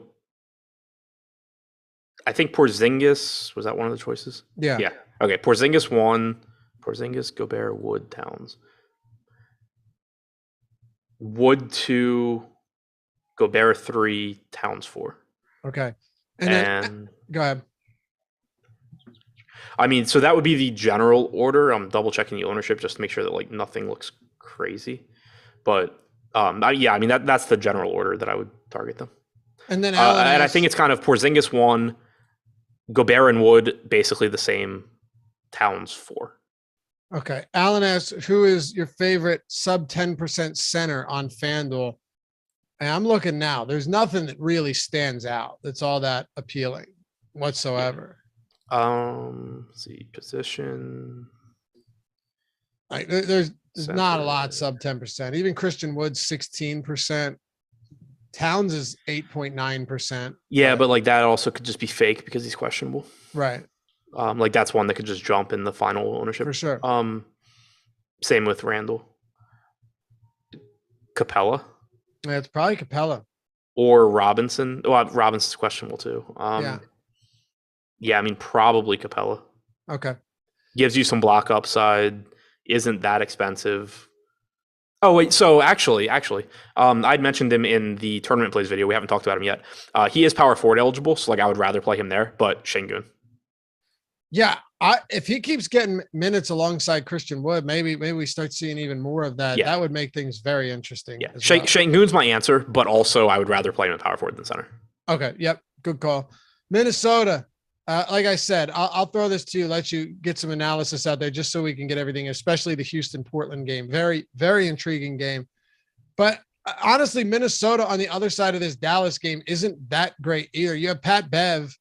This is a real tough matchup for him too, because Dallas is fantastic at limiting three-pointers. I know Bev's, a lot of his production, Beverly's production doesn't come as a scorer, but when he is scoring, it's mostly from three-point range, but he is still cheap. It's just, this is like as big a pace down spot as you can get. Minnesota leads the league in pace over the last month. Dallas is dead last in pace on the year and on the month. It's just, I don't know. It's not a great spot for them on a lot of fronts. Yeah, this is another team where the way the slate stands right now, I'm interested in Minnesota just because I think you have fair pricing on all of Towns, Edwards, Russell, Beverly.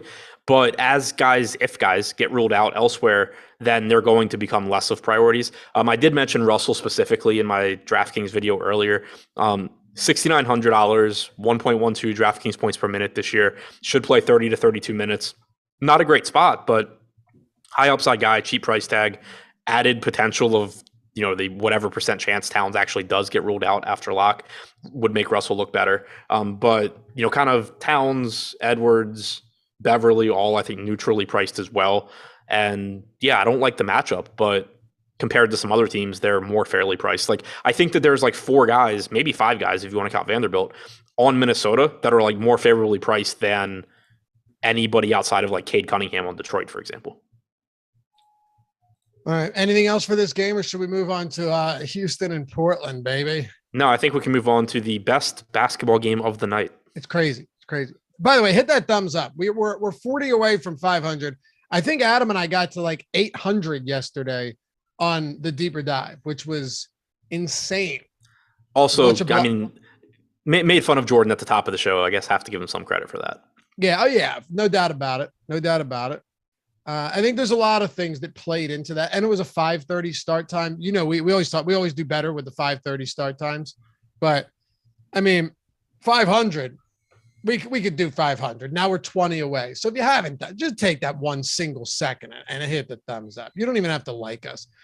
All right. So the fact that Houston, Adam, they're 3.5 point road favorites. I couldn't stop talking about it on the strategy show. because of how bizarre it is that a Houston Rockets team that has been, like for a while, objectively the worst team in the league this year before all the insane tanking came into play, is a 3.5-point road favorite and has the highest implied total on the slate by 3 full points. I mean, Christian Wood could annihilate them. They've been killed by opposing bigs ever since Nurkic went out, killed by everybody, but bigs have just slaughtered them. If you just go down the list here, Kevin Porter Jr., he's not priced to play the Portland Trailblazers. Neither, Wood should probably be more expensive in this spot because, and we've talked about this a lot too. How great would these guys be at this price if this team was competitive every night? It's the blowouts that so often kill them because the minutes get cut in half. Yeah, exactly. So I'll start with the negative because then I have a lot of positive things to say. The one negative is the way this slate currently sets up, you're getting ownership going to everybody on Houston, and they deserve it. But like if you look in the boom bust tool, the 4 highest owned guys, the 4 guys on this team that are getting more than that are getting double-digit ownership, Porter, Wood, Tate, Green, they're all projected to be over-owned relative to chances of success, not by a huge margin, but like ideally when you go to the Rockets, it's at low ownership looking for the upside. It's always scary to go to a team like this when they're popular, but I do think they deserve that ownership. It's a fantastic matchup against Portland. It's unlikely that this game turns into a blowout because both of these teams are bad. Granted, Portland is a lot worse, but the game is in Portland as well, so that helps. Wood at 8,200 is fine. We haven't actually talked about that many centers that we really love on this slate, which helps. He's a very, very high upside option. And we kind of mentioned Şengün earlier, playing minutes alongside Wood. Not only is that good for Şengün's playing time, it's good for Wood's playing time because Şengün's going to get his at least like 16 minutes a game. And if it's only coming as Wood's backup, that means Wood can't play more than 32 minutes, obviously, because math. But if they're going to play alongside each other, then you can get 34 to 36 minutes from Wood, still get 20-ish minutes from Şengün. On top of that, it's a matchup with Portland where Portland doesn't have a big front court. They have like one center on their team, but they start Watford alongside Eubanks. So that's like whenever they're on the floor together, it's easy to play Şengün and Wood alongside each other. They play Greg Brown. It's easy if he's on the floor with Eubanks and or Watford. Well, not and. If he's on the floor with Eubanks or Watford, it's easy to have Şengün and Wood out there. So this is a matchup where it's very easy for Christian Wood and Şengün to rack up fantasy points, and it's very easy for them to share the floor. So I think it's likely that you get low to mid 30s in minutes from Wood and 20 to 22 minutes from Şengün. Wood's getting the ownership. Şengün, I mentioned before, I think going a little bit under-owned. Right now, only 8% on DraftKings. He was under-owned on FanDuel as well. So I still don't want to play them in a lineup together, but I do think they both make for good options. Kevin Porter Jr. is just underpriced for what's likely to be 32 minutes, give or take. Jalen Green at 5,600 looks pretty good here. And then one other guy, Tate 4,200 I think is fine. But again, you have had sort of Şengün and Martin cutting in his minutes a little bit, but he's really cheap. One guy that I think also deserves a mention in tournaments is Dennis Schroeder, who he hasn't been anything special since coming to Houston. They clearly aren't prioritizing giving him a big role. But in the games he's come off the bench with Porter and Wood active, he has still averaged 23 to 24 minutes per game. He's averaged about 0.9 fantasy points per minute. He's only $4,600 on DraftKings. He's only projected for about 4% ownership, and he's only $4,600. All right. I love it. We're almost there. And then Live Before Locks coming up next. Ryan said no Hall of Fame today. Sad face. No, but on the very next show, there will be Hall of Fame. On this show, we talk briefly about breaks of God. Breaks of God to you fantasy sports fans. What if it's GAOW? I'm joking. Breaks BREAKS of GOD. What if you caught a break with potential to net a couple $100,000 with less than $100 investment? Well, we have great news because breaksofgod.com is the place to catch that break. Breaks of God's the latest sports card collecting trend to catch fire in America, and it's how sports card collectors of all ages are building high-value card collections without huge investments or risks. Quickly become a popular and economical way for sports fans to get potentially high-value or rare cards without having to buy a $1,500 box or case themselves. From football to baseball and everything in between, there are many slot options available for under $100, so you can get in on the big money action. Breaks of God box breaks dramatically increase your odds of getting big money premium sports trading cards for a fraction of the cost of expensive, hard to get boxes. And all the cards are broken from sealed premium boxes live on Instagram, and the cards are shipped directly to you after the break. Slots are limited though, so get in on this now. And to learn more about how you can hit big money cards and get 30% off your first break, go to breaksofgod.com/A30, A30, breaksofgod.com/A30, and get 30% off your first break. Also, make sure to follow them on Instagram at Breaks of God. All right, Adam, we are definitely up against this. So can you break down Portland for us, and then we'll close it out with the Clippers and Philly? Yeah. So with Portland, also a very good spot here. Chris Dunn started the last game. He's only $4,500. He's likely to pull some ownership. He deserves it. Good fantasy point per minute guy. Projected for 36% ownership, 28% chance of being in the optimal lineup. It's kind of a situation where if more value opens up, pay attention to that ownership, and maybe there's a chance he kind of ends up being inflated. But the way things look right now, there's no real reason to think if this game's competitive, he's not playing 28 to 30 minutes. He's 4,500. He's one of the few severely mispriced players on this slate. Beyond that, good matchup for Eubanks at 6,300. Really like him on FanDuel with that power forward eligibility as well. Trendon Watford looks fine. You can certainly take shots on, a $3,400 Greg Brown, $3,700 Macklemore, CJ Ellaby. Just a bunch of guys on Portland that you can go to, but I think Chris Dunn's the very clear priority. Okay. Also, Brandon Williams over 17.5 points, but that has recently moved to 18.5 in a lot of spots. If you can still get it at 17.5, I like it quite a bit. Do you? Over at what's that? I said, do you? Over 17.5 points for Williams? I'm looking now to see what I have. Oh, okay, never mind. I'm with you. It seemed high to me, just without looking at anything. It's really not, though. He has a 30% usage rate with Simons and Hart off the floor. He has a 28% usage rate in the 8 games he started. And they're probably not going to get smoked. So he gets between 33 to 35 minutes here. And I forgot Winslow was out. What's that? I'd forgotten Winslow was out. Yeah, Winslow's out as well. Yeah, so Williams should be back in the starting lineup, which at 6,700 from a DFS standpoint, it still makes him look fine, but not great. But when you said that prop number, I was just thinking off the bench, and I was like, that seems really high. No. And I don't love his assist totals either. We have him under 4.5 because no one on this team can shoot. It's hard to get assists when everyone's bricking them. Very hard to get assists when nobody can shoot. All right. Quickly, Philly and the Clippers, just the main points of emphasis here. There aren't that many. Joel Embiid and James Harden are really, really good. They look like two of the best pay-up options on the slate. Playing them together is pretty risky considering that the Clippers suck and are limiting their best players. Well, sorry, they don't suck, but they are shorthanded and they are limiting their best players' minutes going forward.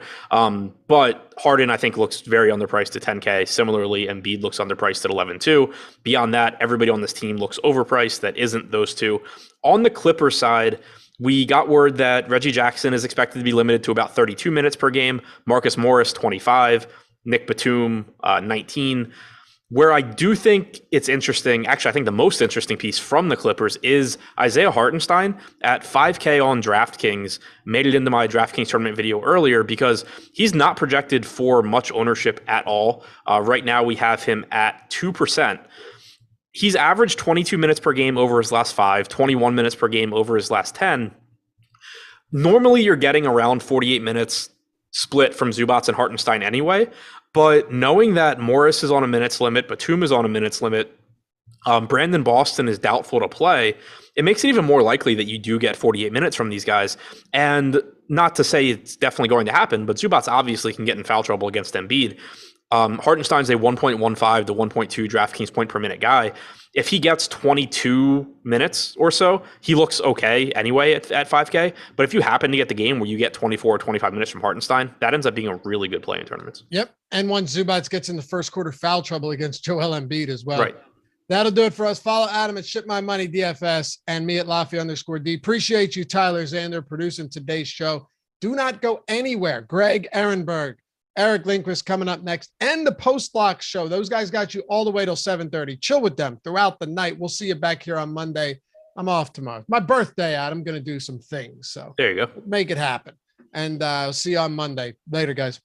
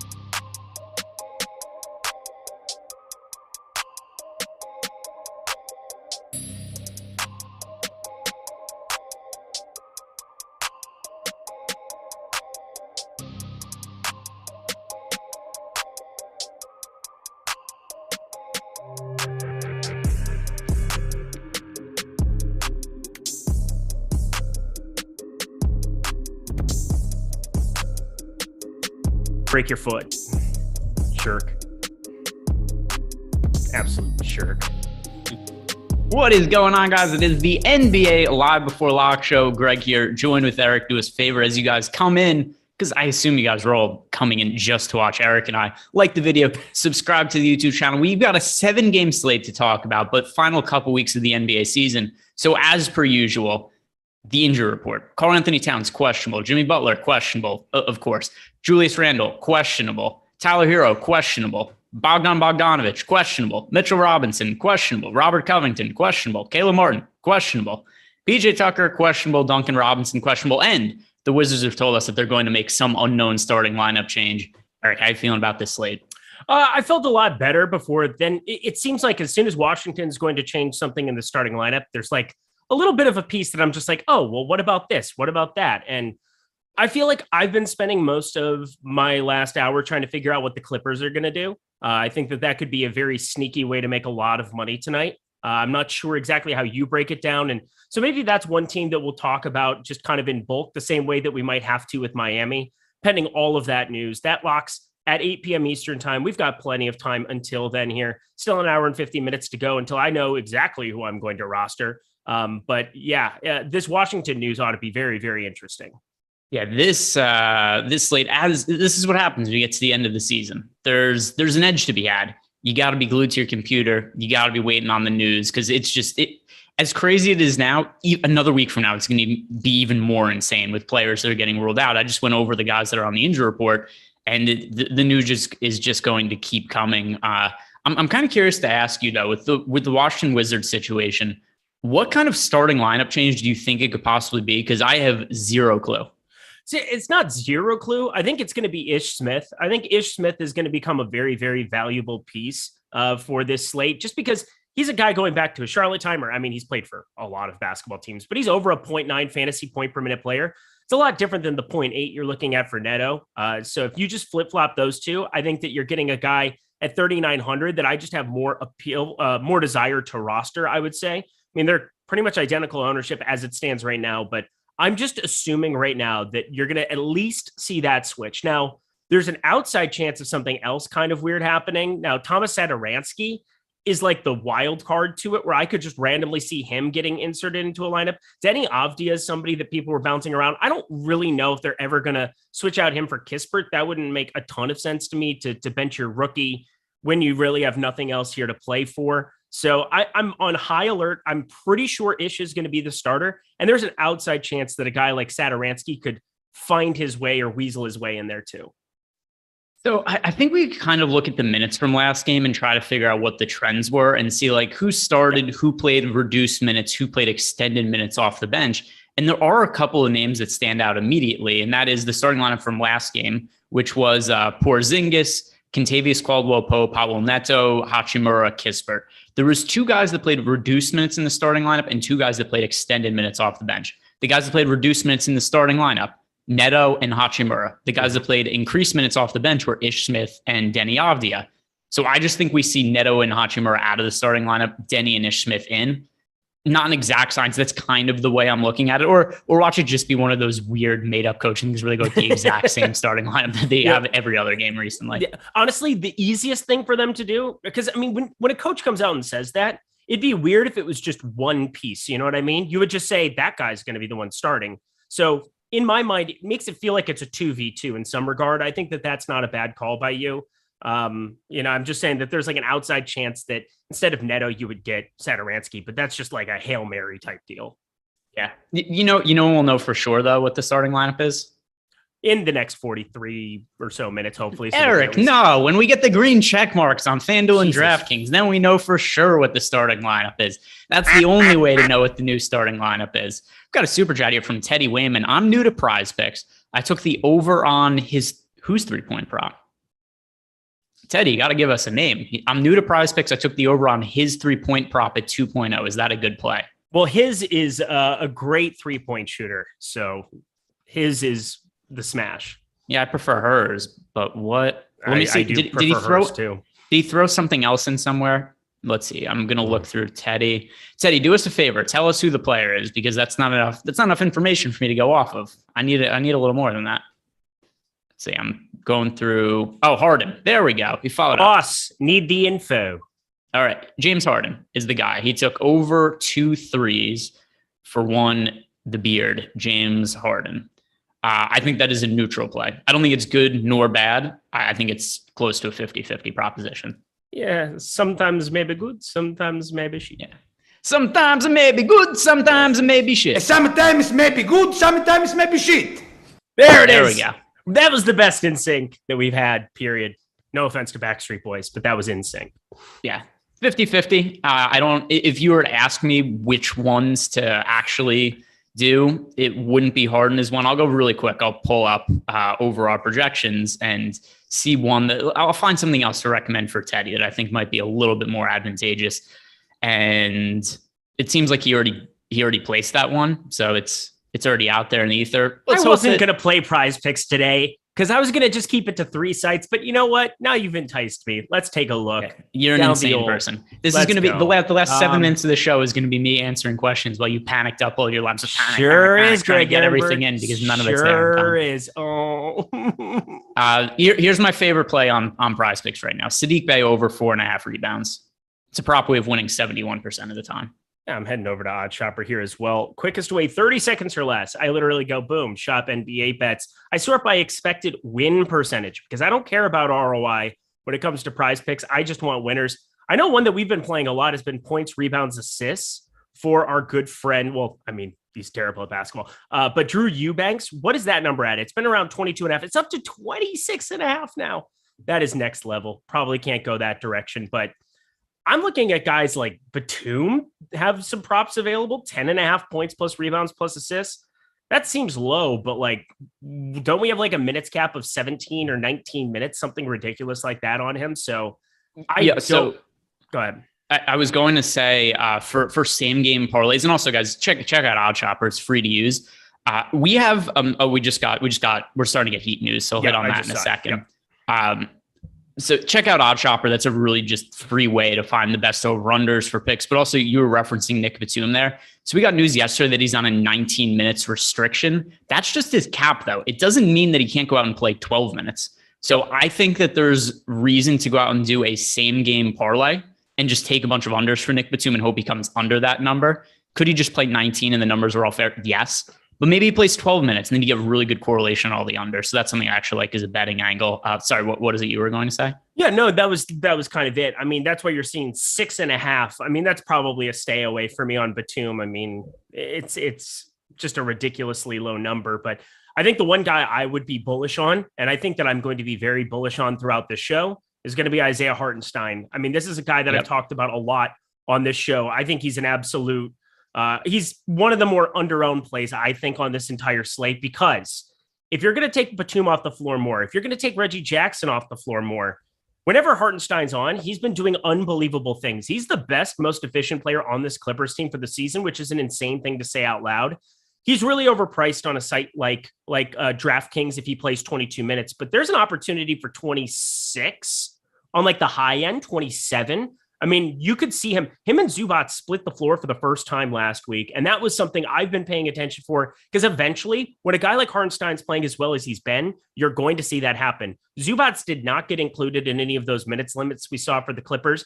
I think there's a chance that him and Zubac could share the floor a little bit going forward. Now, this isn't the most ideal spot for something like that, where it's Tobias Harris and then the true big and Joel Embiid here. But when you start getting two bigs going forward, I think that there's a chance those center minutes are going to overlap a little bit with those two. So Hartenstein, I'm just going to be early to the party. 5K in 26 minutes. He projects out really well for me there.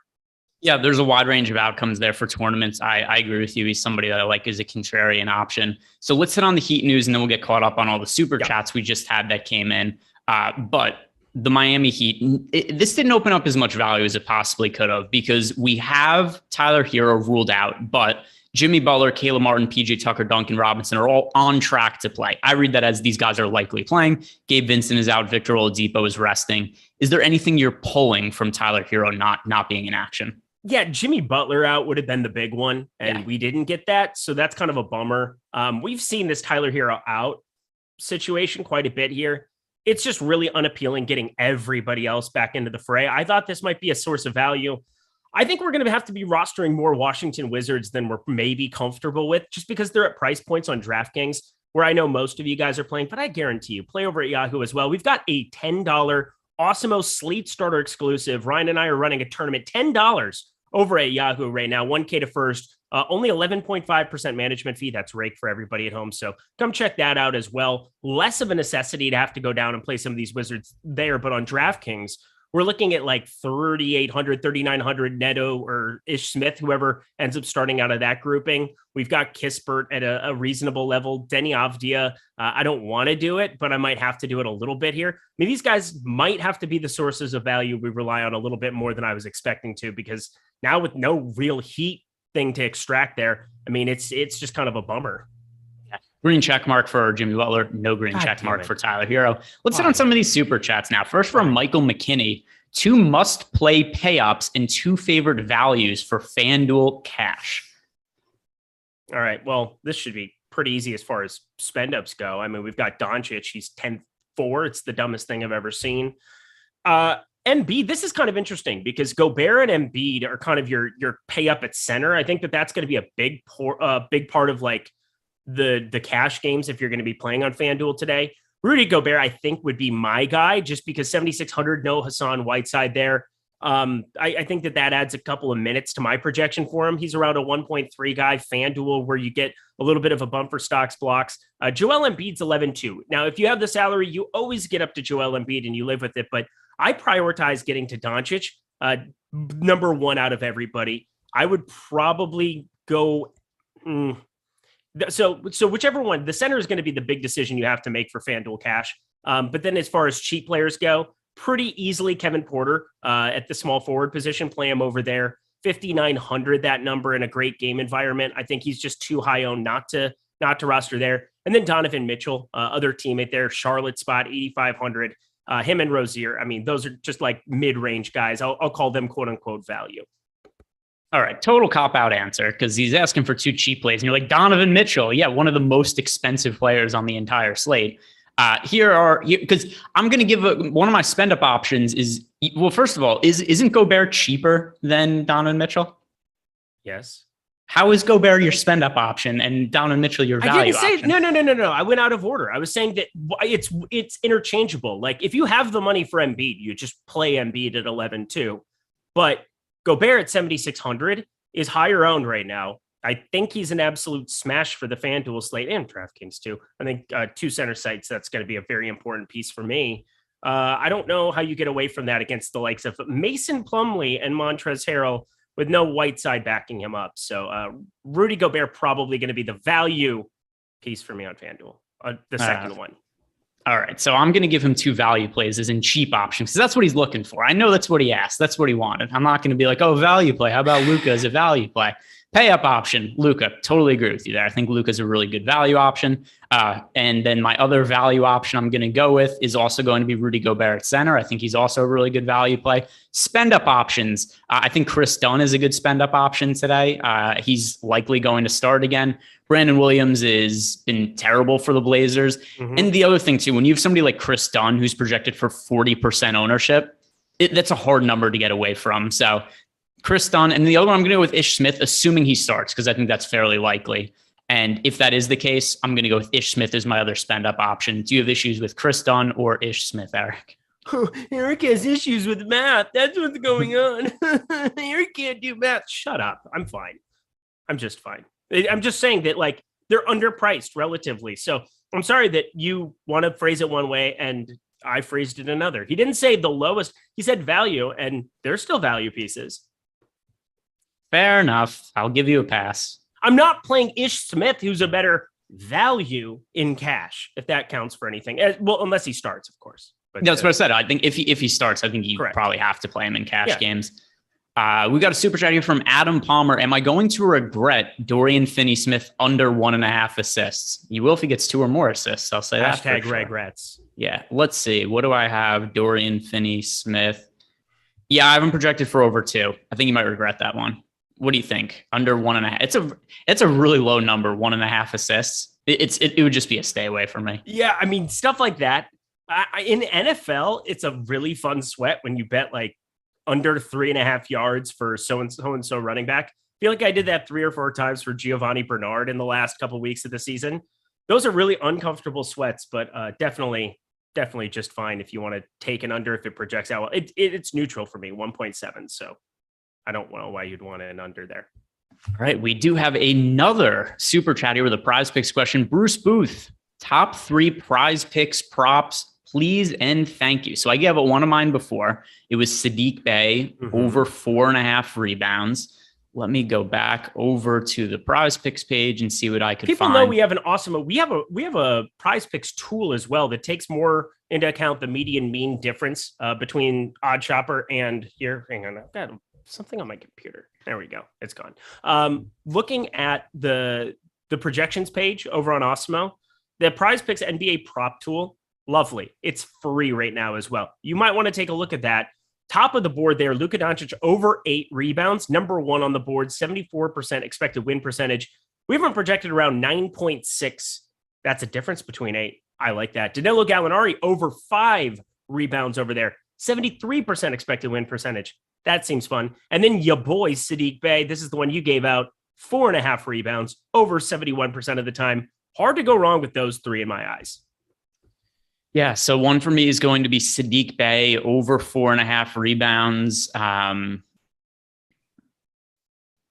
didn't spend that much time thinking about Prize Picks before today.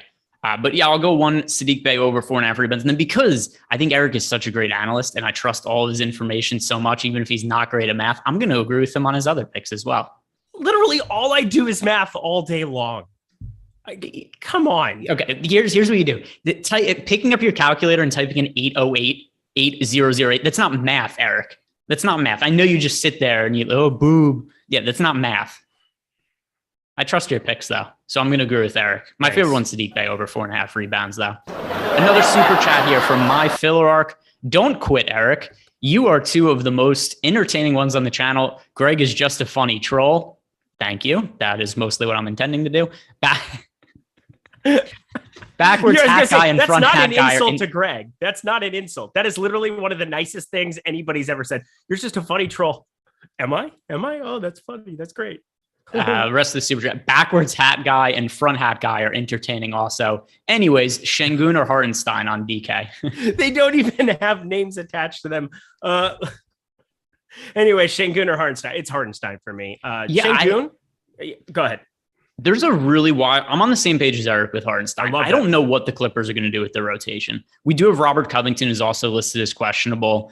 And then there's just such a wide range of outcomes. When you hear them say that Marcus Morris is on a minutes restriction until the play-in game, Reggie Jackson is on a minutes restriction until the play-in game, Nick Batum is on minutes restriction until the play-in game. And we had some people in the chat ask, why are these guys on minutes restriction? Because these games don't matter for the Clippers. I'm going to pull up the standings just for a reference point to show you guys where they are right now.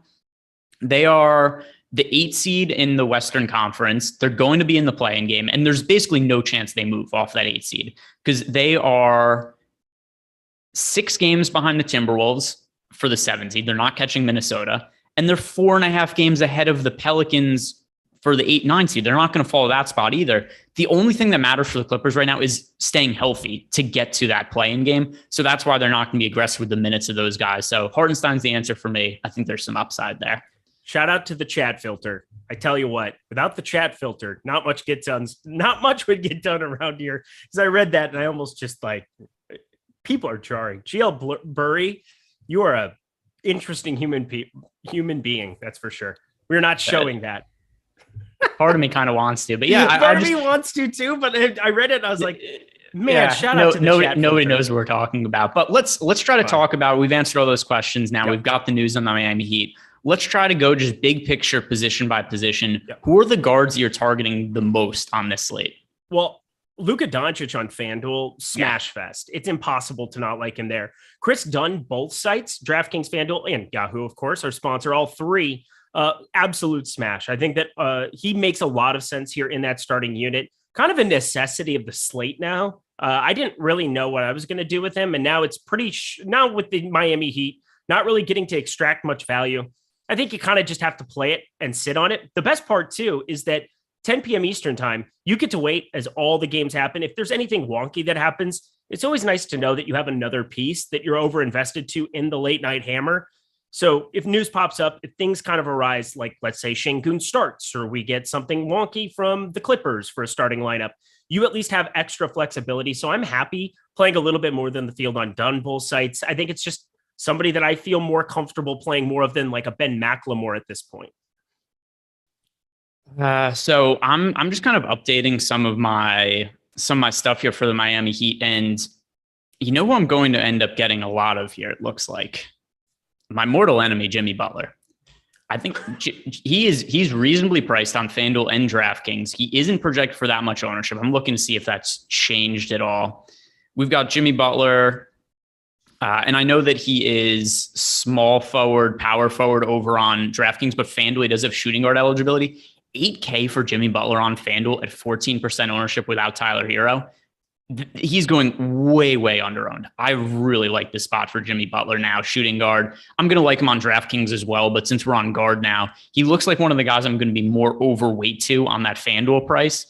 What are you doing with him now that Hero's out? Yeah, I mean, I was going to talk about him at the forward spot. I thought that would make some sense, but I suppose shooting guard, small forward, it's just fine. He's really pretty popular on FanDuel, 36.3% here in our last run. He was 14% when I just refreshed it just to double check as you were talking, and he's up to 36%. So I think he's about appropriately owned at that number. I think he's somebody that you could play more of than that if you really wanted to. I'm trying to find some different leverage, and I'm waiting for the Boom Bust tool to update a little bit here too.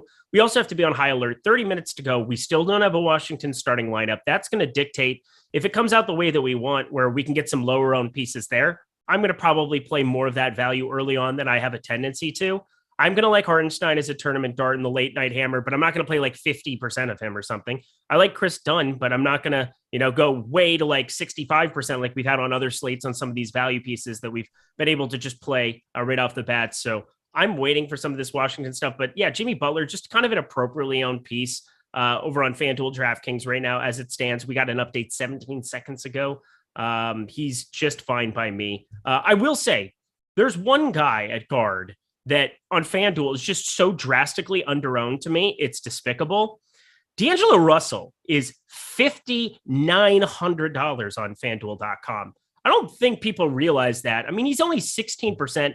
Sure, he's been bad for the last however long, but you know what happens when he's playing bad? He eventually plays good, and you're going to want him at 5,900 in just a ridiculous amount. I'm double the field on that, and I might get to a little bit more before lock. Just got a super chat here from Gray. Favorite sub 15% plays on FanDuel. So let me look at the new ownership now, because like Eric just said, we got a run of ownership that just came in a minute ago. So I'm not like that answer. I win the game. Did I win the game? Thomas Satoransky starting. I mean, not really, because we both thought it was going to be Ish Smith. You said it was possible they would do something dumb. I said Satoransky is the dumb one. He was the Hail Mary. Yeah, no, that's fair. We do have the starting lineup for the Washington Wizards: Satoransky, KCP, Kispert, Hachimura, Porzingis. That's a disaster for trying to project minutes now. I don't like life. Julius Randle out. Mitchell Robinson remains a game time decision. So let's go piece by piece here. First, starting with the Washington Wizards. What are you expecting the point guard's minutes allocations to look like now that Satoransky is the starting point guard? I don't know. There we go. So we're on the same page there. I don't like Ish Smith as much now, though. Oh, God, no. I don't like Ish Smith. Him and Neto are going to have to split backup minutes. Like one of them isn't going to be in the rotation, I assume. I would think so. I mean, Satoransky can play like a three. I mean, he's got point guard shooting small forward eligibility because he can be a little bit bigger in that spot. He played 27 minutes at 3,100 and smashed against the Lakers. Nobody played him. I don't know how you could have. I know people played him the next day. I saw his name here and there, and that didn't go well for anybody who did that against Houston. I'm going to put Satoransky. I mean, does this feel like an extended run kind of a deal for him? Because he's only a 0.68. He's the worst fantasy producer of the three, Ish Smith, Neto, and Satoransky. So I'm just saying, I have to project him for a ton of minutes to want to get there for the ownership that I'm assuming he's going to get now. I don't know he's going to be popular. And by the way, I also messed something up, but it's in the back of my head. We didn't actually answer Gray's super chat, which is favorite sub 15% plays on FanDuel. I'm just kind of scrolling through trying to figure out which guys I like sub 15%. I'm going to cheat and say D'Angelo Russell 16.5%. Okay. Yeah, I think that is so RJ Barrett is going to be one, but he's not going to be 14% on when we get an ownership update now that Julius Randle is out, but he would have been one for me. Other ones, Klay Thompson's only 6,600. I think that's a sensible upside play for low ownership. Jalen Green, 5,700. He's played really well in the second half of the season. And this matchup could not be easier. They're going up against the Portland Trailblazers, who are 40% of the Portland Trailblazers starting lineup is on a 10-day contract. Chris Dunn and Drew Eubanks, both on 10-day contracts. This team doesn't even want to sign them long-term. They're just starting them for no reason at all. So that matchup is really favorable for him. That's somebody else I could get behind. Any other sub 15% guy you want to throw into the mix? Yeah, Şengün, 7.4%. Same game. Him and Christian Wood maybe sharing the floor a little bit more here.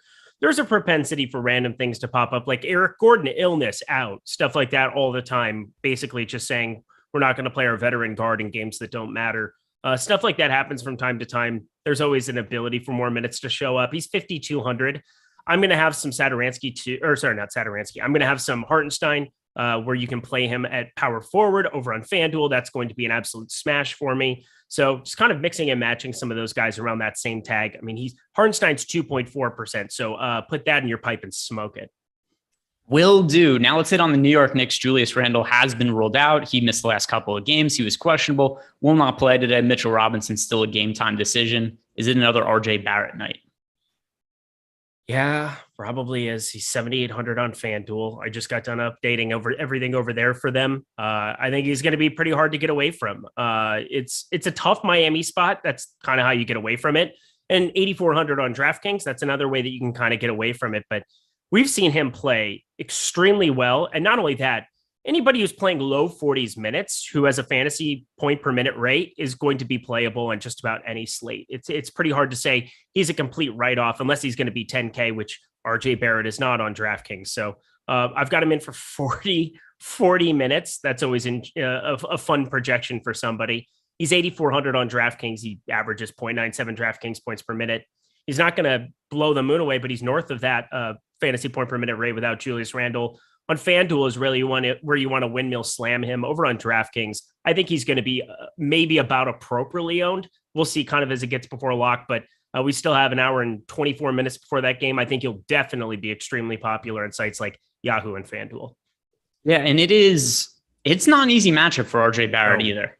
Not an easy matchup against the Miami Heat. Is there an ownership we would see from RJ Barrett where you're like, okay, no thanks? It's a good question. I mean, looking at the boom bust tool, I mean, we're going to have to adjust everything because Randall, I believe, was projected in here. I had Randall out today. I didn't really care. I knew we would have that news and I was going to kind of figure out what to do from there.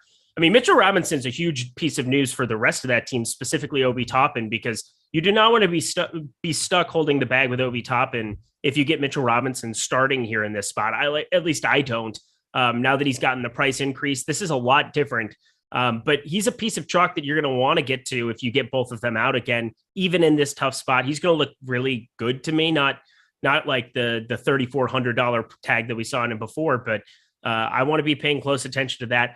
I don't really see myself getting to much else from this Knicks team regardless, which is kind of strange. I thought there might be something to land on some Evan Fournier. He might be a guy who shows up randomly in lineups, can get hot from time to time, but Miami, at least this matchup prevents me from having to take too many other shots elsewhere.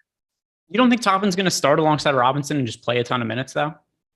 I don't. I mean, I'm not positive, but I mean, starting lineup, Barrett, Burks, Fournier, Mitchell Robinson. Yeah, you're probably right, actually. Yeah, Obi Toppin could be out there for quite a bit. Yeah, so I think Toppin's going to start and play north of 30 minutes. All right, well, 0.95 fantasy points per minute. 5,200 on FanDuel, though. I have some hesitation there. It seems like every player I want to play that's, low owned on FanDuel right now is 5,200 or 5,300 at the power forward position. We talked about Hartenstein. We just talked about Şengün. Now we put Obi Toppin into the mix. I mean, that's going to make that late night hammer look even more appealing to me going to those two guys. So I'm going to go back to 2 games ago. We had Mitchell Robinson in, Julius Randle was out. The minutes in those games. And by the way, Toppin did start alongside Mitchell Robinson. And Toppin only played 20 trouble. Yeah. Yeah, he played 24 minutes, but he picked up 5 personal fouls. And I think he had 2 off the top of my head. It was like 3 or 4 minutes into the game. I think as long as he avoids fouling here, I think we're probably going to see Obi Toppin play north of 30 minutes. And the other thing too, if this game becomes a blowout where the Knicks are getting run off the court by the Heat, I still think Toppin would probably play in garbage time. So I'm going to be rostering Obi Toppin today. I'm curious to see where his ownership comes. Even on FanDuel, I don't think he's out of play at 5,200 given his points per minute production. The fact I think that he's fairly likely to play, 30 plus minutes or so. So I would still play him at that price point as well. Do you one quick question? Do you think Taj Gibson plays backup center minutes? Yes. Okay. Do you think Jericho Sims just falls out of the rotation? No. I think they're both live to play like 12 minutes. Yeah, that's kind of what I'm kind of shoring up with them here. That's fine. Yeah, and then I think they're going to give Toppin as many minutes as he can handle without getting into foul trouble, and he'll probably end up getting into foul trouble now because I said that. Well done. That's all you. Yeah, let's go back to guards. Are there any loose ends we haven't tied up here? You'd meant. Oh, actually, there is one thing I want to ask you about. Chris Dunn. You had seemed, at least based on your tone, that you weren't crazy high on him relative to his ownership. How are you going to be handling Chris Dunn, who looks like he's going to be starting ahead of Brandon Williams going forward? I said I think he became a necessity. I don't love him at 4,500. I just think that he's one of the better pieces of value we have on this entire slate at this point in time, unless you want to roster 3,400 Duncan Robinson in bulk, which I really do not. I'm just trying to find some places where we can have savings. And I think he's got to be one of the better pieces of value. I don't really know how I feel about Ben McLemore. I mean, the usage has been nuts for this guy the last 4 games I'm looking at. He's been north of 24.5% in his last 3 specifically. I mean, he is chucking in bulk 13, 14, 16, 9 shot attempts there. Pretty efficient last game. Doesn't really add much in the way of counting stats. So, I mean, he's going to be out there chucking. They're going to be, in the most competitive game they're going to be in a long time, I'm guessing, against a Houston team here. So I think you can kind of mix him in. But Chris Dunn, I don't know how you don't play a little bit, let alone for me. I think I'm going to be north of the field just because I don't feel like Satoransky is a guy. I was hoping we could get some Ish Smith. We didn't get that. I was hoping we were going to get Heat value. We didn't get that. So I don't really know what else to say. I'll just play the guy that I project out the best, and that's Dunn. Yep, I like Dunn as well. He's going to be popular. I think it's warranted on the slate, though, just given the fact that I think he's going to continue to start. Any concerns with you that maybe he doesn't start, though? I should have enough exposure that I shouldn't be completely burned by it. I mean, you can't exactly on FanDuel find your way up to Brandon Williams. He's 6,500, but I'm assuming those two start next to each other. Brandon Williams is probably another guy on FanDuel, 6.3%. That feels wrong to me. I mean, you get Justice Winslow and Josh Hart out. I think you see Williams done in the starting lineup. So legitimately, he is going way under-owned in my estimation. Do I like him as a real life basketball player? Absolutely not. But another point of leverage I think you can get in just a phenomenal game environment. And he's been a willing participant in the shooting department. Yeah, but oh man, does he suck. He is terrible. Yeah, I know we've had some back and forth about this, but yeah, that Brandon Williams, he is no good. But I could see the reason for him being a leverage play in lineups if you don't have Chris Dunn, just because what is the ways that Chris Dunn fails? Well, maybe Brandon Williams just takes a whole bunch of shots. Is he going to make them? No, probably not. But you don't have to. If you're willing to shoot 22 times, it might be okay if you only make 7 of them, because that still could be enough. So there's upside there. Certainly wouldn't go near him in cash games. I do think Duncan Robinson is a servable piece of value. Now that we have Tyler Hero out for the Heat, I think we could see, high 20s minutes for Duncan Robinson. He's very scoring dependent. If he hits his threes, he could score a bunch of fantasy points really quickly. If he doesn't, he's not accumulating stats in any other categories, but I wouldn't play him on FanDuel. His DraftKings price at 3,400 with a 3-point bonus, I think is acceptable. Luka, best pay up option for me on the slate. So I like getting to him a whole bunch. Anything else to add at guard? If not, we'll touch on forward quick. Top Knox, I like you in real life. That's you can have that in real life. I like you. Did I miss something? It's just in chat. He's like, that's all I want in life is for Eric to like me in real life. I do. Okay. There you go. There we go. Well done. Unless you're a terrible person, in which case I don't. But I think this is just a setup for him to murder you or something. That would be no good. Super chat from Darren Unger. FanDuel, Watford or Eubanks, also Green or Obi Toppin. Thanks. I thought you were going to say Green check mark, and that's where it was going. On which site? FanDuel. Yeah, because I mean, Eubanks and Watford are basically identical numbers there. They're both great plays, which is just stupid to say out loud because they're terrible basketball players, but that's welcome to March 25th NBA DFS. I prefer Drew Eubanks a little bit. Going back to his time in San Antonio, a little bit better fantasy point per minute player. He's 1.12 over the course of the last, what is that? Yeah, over 1.12. That's the base rate that we're looking at for him here. I think he's going to play around 30 minutes here. It's a game that projects to be competitive. Him and Watford are both good plays. Have some exposure to both if you're playing, more than a couple lineups. But Drew Eubanks slightly the prior for me, just slightly. Yep, I'm on the same page as you. And then I guess he means Draymond Green, I assume. There's so many greens. Yeah, so Draymond Green on FanDuel, again, I talk about how many guys there are around this number. Draymond Green's 5,200 on FanDuel. I mean, it's a number that I know. Talking to Ryan on the Slate Starter podcast last night, which, by the way, that contest still not full yet. Jump in that $10 Awesemo Slate Starter exclusive. Go win 1K. We'll give you a shout out on the podcast. That's good times. Ryan and myself, Rinpack, for those who don't know, top 15 player in the world here in house at Awesemo. Good people. But I think there's just so many guys that sit around that number that you can kind of make a case for most of them in tournaments. I'm making more of a case for the better fantasy point per minute producer in Isaiah Hartenstein, where I see the path to more minutes, and he's just completely unowned here in this spot. I think Toppin's going to start getting some traction. We'll see what that number comes in our next ownership run. But Draymond Green, I think he's very intriguing at that number, 5,200. I'll prefer him. I think I'm okay getting to a little bit. I have 13% of him. He's 18.7%. But once again, I'm making a case for just some lower owned tournament plays around him. Yeah, so we'll use this to jump right into forward, and I like Draymond a lot for this slate. So people are talking about, well, Draymond's limited. Draymond Green averages 28 minutes per game this season. He played 29 minutes last game. He's just playing his normal minutes now. They could call it a minutes restriction. He just typically isn't a guy who goes out and plays 36 minutes. So I think we just look at him as being whatever you view Draymond Green as he normally is when he's 5,200. That's how you view him on this slate. So I like Draymond Green a lot. I think he's an upside play. But not at 6,500 on DraftKings. To be very, very clear, he is not in play for me on DraftKings. I think I have Bogdanovich who just rolled out. I saw that. There are, he's not a high priority play on DraftKings. I still don't mind him though. It's 6,500 for a basically unrestricted Draymond without Steph Curry. Yeah. Well, when you put it like that, there you go. We got a super chat here from Nelson Resto. Last spot on DK, Cunningham, Barrett, or Jimmy Butler. It is crazy that Jimmy Butler to me is in the same category as those guys, but I understand why. The answer is Jimmy Butler to me. Jimmy Butler, same. Again, RJ Barrett, 8,400. I think he's going to get overowned. I think that's the feeling that I'm getting about him.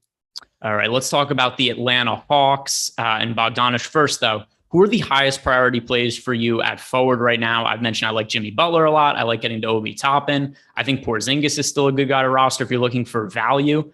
I think Greg Brown is one of the guys from Portland that could end up playing a bunch of minutes today. So he's kind of somebody who, let me check what his ownership is at now. Sharp call. I didn't plan on talking about him, but he's a guy that I definitely was taking a look at earlier because I'm always constantly looking for like who's going to be my next Trey Murphy the third. I want to find that guy, and I was kind of torn, and I just went with Hartenstein. But I think he'll actually be a little bit owned now that we've even said that. But Greg Brown's 3,400, garnering no ownership over on DK. What, he's sub 10%, 9.4%. I definitely think that in any kind of circumstance, and we saw 27 minutes now, 2 of his last 3. Is he a great fantasy point per minute player? Survey says not really. Again, I'm just kind of learning to sort all of this stuff here. But I'm okay getting to a little bit at 3,400. I mean, it's just a cheap piece in a great game environment. Yeah. And I mean, the other thing too is think of think of how terrible the players are on this team. We said they're starting Drew Eubanks and Chris Dunn, who are on 10-day contracts. Drew Eubanks is on like his fourth 10-day contract. The guy just lives on a 10-day contract. And the team has so little confidence in the players they have and whatever else. They just pick some guy up on a 10-day contract. It's like, here, you play all of our center minutes now. So like, why can't Greg Brown be a guy who just ends up playing some extended minutes and he's really cheap? He's not picking up ownership. Is he my favorite value play on the slate? No, but I'm taking shots on him just because he's low owned and I see a path to upside. Let's talk about the Atlanta Hawks now with Bogdanovich getting ruled out. Who benefits the most? Yeah, went through this a little bit on the injury report with Adam earlier. If you get him out, I mean, DeAndre Hunter, it shores up some minutes for him, shores them up for Kevin Huerter. Now, 4,200 Kevin Huerter over on FanDuel is kind of where I really identify where I really want to get to quite a bit. That's not a spot I don't think people are going to really react to as much. I already had him in play. I was north of the 7.8% we had on him. I do expect some more ownership to go his direction, but I mean, that should be a sizable minutes bump for him specifically. Not a good fantasy point per minute guy, but more usage is going to be available. Bogdanovich has been chucking. He's like shot, I believe, over 15 shot attempts in his last 5 games. I mean, that's his role, is coming off the bench and just chucking. So looking at him, Danilo Gallinari was already in play, also 4,800. Probably gives a little bit of a bump to him. It's just a little bit better for all these guys, but specifically on FanDuel, going to be Kevin Huerter for me. On DraftKings, looking through some of my stuff over there, Huerter's up at 5,500, so I'm really not looking at getting to anything extra there. DeAndre Hunter's 5,100, Gallinari 5,200. On DK, nothing really takes any kind of a bump for me, so it's pretty FanDuel specific this news for me. Trae Young is somebody who I was really not getting to at all on DraftKings, and now I get to him a little bit just because, like you said, Bogdanovich taking so many shots as of late. And in just the interest of trying to differentiate some of the pay-up options, where I have a lot of Porzingis, a lot of Butler, some Donovan Mitchell, Luka, Embiid, I think now Trae Young is somebody to add into like 10% of my lineups where I didn't really have any before, because that is a lot of usage that opens up. How does this change anything for Okongwu, where Clint Capella is playing minutes and he's backing him up at center? Like, that is what is going on right now. And you get like a smattering of Gallinari minutes where he'll play the 5, but for the most part, like Okongwu was just a sub 4K guy you could get to, where if the minutes open up for him, but we haven't seen him play over 21 minutes here outside of one time in like the last 2 weeks with Capella there. I am really not interested in getting to him now. I mean, this doesn't change Capella or Okongwu for me. Nothing for either of them. Somebody in chat said that. That's why. Okay. Yeah. No, it's because they aren't sharing the court together. It just doesn't matter. Like, the minutes just aren't going to be there. If they do well, it's not going to be because Bogdanovich is going to be out. It's just because they do something crazy on a points per minute basis that's unrelated, because there's no extra minutes going there. Anything else that you want to talk about from the forward position that's a priority for you? That's a priority. I mean, did we talk about Porzingis? Because this is your boy. I want to get your Porzingis take here against Detroit. Yep. Yeah, I brought him up before. I like getting Porzingis. Okay. I've been rostering Porzingis for a while now. Now everybody else is kind of doing it too. I always feel like that shouldn't be allowed. I should be the only one who played him when I'm early to the party. But it was kind of inevitable, right? Just because all the guys that are out for the Washington Wizards right now, and that Porzingis is somebody they traded for at the deadline. And there was going to be a point where he was going to play unrestricted minutes, and his usage rate when he was playing those games, you know, even when he was playing 22 to 26 minutes, when he first debuted with Washington, he had a 40% usage rate. And you just knew there was going to be a time where, all right, once Porzingis starts playing north of 30 minutes, he's going to have really high fantasy upside. We're starting to see that now. So he's definitely somebody who I'm getting to a lot of. He's one of my most rostered forwards. Yep. Okay. Well, I just didn't want to take him from you because you've talked about him every slate. And it's like, I've recently been one of those guys who's not allowed to roster Porzingis anymore in your eyes. Yeah, no, I'll allow it because we're friends, contrary to what people in chat might think. You, sir, are granted allowance to roster Kristaps Porzingis, as well as people who are watching the show. Only if you like and subscribe to the YouTube channel. If you guys like and subscribe, you can play Kristaps Porzingis. If not, you could go kick. You have to play Satoransky. Yeah. No, you have to play. By the way, did you get to any? I got like 4%, and I'm not really even sure I want it. I might just full fade him. Did I get to any? I don't have Satoransky. If he plays extended minutes, I could see where there's upside. There's just a lot of good value plays to like today. Yeah, well, I mean, yes and no. I mean, they're all from Portland, and that isn't fun to say out loud. And Duncan Robinson is very volatile. I don't know. I wouldn't call the value is like elite by any means. This is not like yesterday or some of the other days where we've just had some windmill slam kind of value, but I'm okay with some of the value we're getting to today. I'm just okay with it. Let's hit on some of these super chats now. We just had a bunch come in. Charles Oliver, best point guard under 6,100 on the FanDuel 2-game slate. The FanDuel 2-game slate. We got Hernan Gomez starting again. By the way, I don't care. So as much as you love the value on this slate, I don't particularly. And he's at least 3,400 over on DK. We've seen 23, 27, 25 minutes, 18 and a half, 27.75, and 2 of those here in starting spots. I mean, he's had 4 spot starts. He only played 16 minutes against Brooklyn. That wasn't great. But now with no backup there, I could see 20 minutes maybe for Hernan Gomez. 20. He's a terrible fantasy producer also. Yeah, I know he is, but he's 3,400. I'm just looking for a punt that isn't named Thomas Satoransky. I'd rather play Greg Brown. Yeah, that's probably true.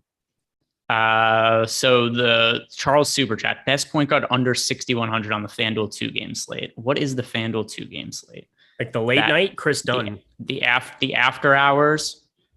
So we are looking best point guard under 6,100. Yeah, that is pretty easily Chris Dunn. Yep, pretty easily. Oh, wait, no. What is Kevin? No, it's Kevin Porter. Kevin Porter's point guard eligible. Oh, okay. Well, then him, but play him at small forward a lot. Yeah. Kevin Porter and Chris Dunn. Those are the 2 best ones. We've got a question here from John Good. Any love for Conley? 5,500 in a pace-up spot. Yeah, he's projecting out pretty well at Awesemo. He's not ever a guy that I'm super enthusiastic, which is ironic because I have a 100K winning lineup with Mike Conley in it, so I should probably like him more than I do, but I just don't ever really like to roster him all that much. He's fine on this slate. I'm okay getting to some, but for the most part, there's better pieces that I like around him for cheaper. That would be specifically Chris Dunn, but he's also more popular. Just fine getting to some Conley. There's just so many guys just like him on this slate that he's going to project out decently for me. And, pace up spot, as you said, going up against Charlotte, never a bad thing. Getting some exposure to a point guard on the other side. He's in just under 10% of my lineups. He's in play, not a priority. Super chat from Shane Daly. Jackie Moon needs a 10-day contract with Portland. He would almost immediately become one of their best players without much doubt. He just doesn't. If he just doesn't, all he has to do is not shoot, and he's better than Brandon Williams. Next super chat here from Solid Picks. FanDuel, Cade and Bay or Doncic and Finney Smith. That is Luka and Finney Smith for me. Luka's just such a good play on FanDuel. Luka, you just jam him on FanDuel. I'm playing 170 lineups over there. I have him in 72%. So you play a lot of Luka. And let's talk about the center position now, just to kind of wrap up right here talking about centers. I do think Rudy Gobert is the best overall center play on this slate. Agreed. The absence of Hassan Whiteside, it doesn't mean we're going to get 40 minutes out of Rudy Gobert, but it could mean we get a couple extra minutes. And he's just priced down on FanDuel and DraftKings. Charlotte is one of the worst defensive teams in the league. Somehow they made themselves even worse defensively by trading for Montrezl Harrell at the trade deadline. So Rudy Gobert is my favorite overall center. Porzingis has center eligibility, so he's sensible. Other guys, we've talked about Isaiah Hartenstein a little bit. I think he's a good contrarian option. I like Greg Brown as a contrarian option. Anything else that's really a high priority for you at center? I mean, Hartenstein, he's 5K on DK. He's center only there. Like him where you can play FanDuel and play Gobert because I prioritize Gobert, obviously. Looks like the field has gotten to that point here too, but I'm still okay playing that chalk. I've way more Gobert than I have Embiid. I don't think that that's really a mistake here on this slate. I just feel very, very confident playing a lot of him there. Talk about Hartenstein on DK. I'm just willing to go way over the field and try to embrace that risk. Maybe get that one right. Christian Wood, another guy that I think you just absolutely need to have. Oh, Jonathan Kuminga starting above Looney today. So first of all, I mean, what does this mean for I'm looking for under props to bet on yeah, Looney no, real I'm quick. going to go try to do that immediately here too. But I'm also, before Lock gets in and I use up some Hachimura stuff, I want to get Kuminga. I want to play a little bit of Kuminga here. I mean, your Draymond Green call looks so good right now. Think about Draymond Green and the ability he's going to have to just go rebound basketballs. Yeah, I think. I mean, it helps Draymond a little bit. I don't think it's a massive bump to him, giving him maybe half another fantasy point or so. What is the I have not thought about Kuminga at all today. Where is his salary at? Oh, we're gonna roster him, all right. He is 4,600 on DK, and on FanDuel. What is Kuminga's price on FanDuel? And also, I doubt anybody's going to play him either. I'm playing Kuminga. No, I mean, you know what I mean in general. Oh yeah, right. The people aren't He's going to not react gonna to it as pop, much as they should. Lock is happening in 1 minute. I have enough. 44 on FanDuel. We're going to play a fudge ton of him. Yep, small forward only. What do you think is a reasonable expectation for Kuminga's minutes? Well, it's pretty easy, 30. He started against Miami. Let's see how many minutes did he play in that one? 30 minutes, 28 against Washington, his other previous start, 28, 25, 36. That was with players out though, wasn't it? Right. But I'm saying that just looking through his other starts here too, I mean, looks like 28 seems to be the prevailing number. Indiana, Detroit there. I mean, yeah, the huge difference is no Steph Curry. Jonathan Kuminga can make plays on the floor. Golden State has not been playing very well of late, which is generally going to happen when you remove a guy like Steph Curry from a lineup. But then they created Jimmy Butler. They brought pain to his life, which was enjoyable to watch. I'm going to get to. I'm not going to be like windmill slamming that even at 4,400. I don't know why I keep saying that phrase. I apologize. I don't know where it came from. Yeah, because I've never said it on shows before, but I think I'm just like in the zone today. So looking at 4,400. You're in a windmill slam zone. What a dumb zone that is. What a stupid, dumb zone.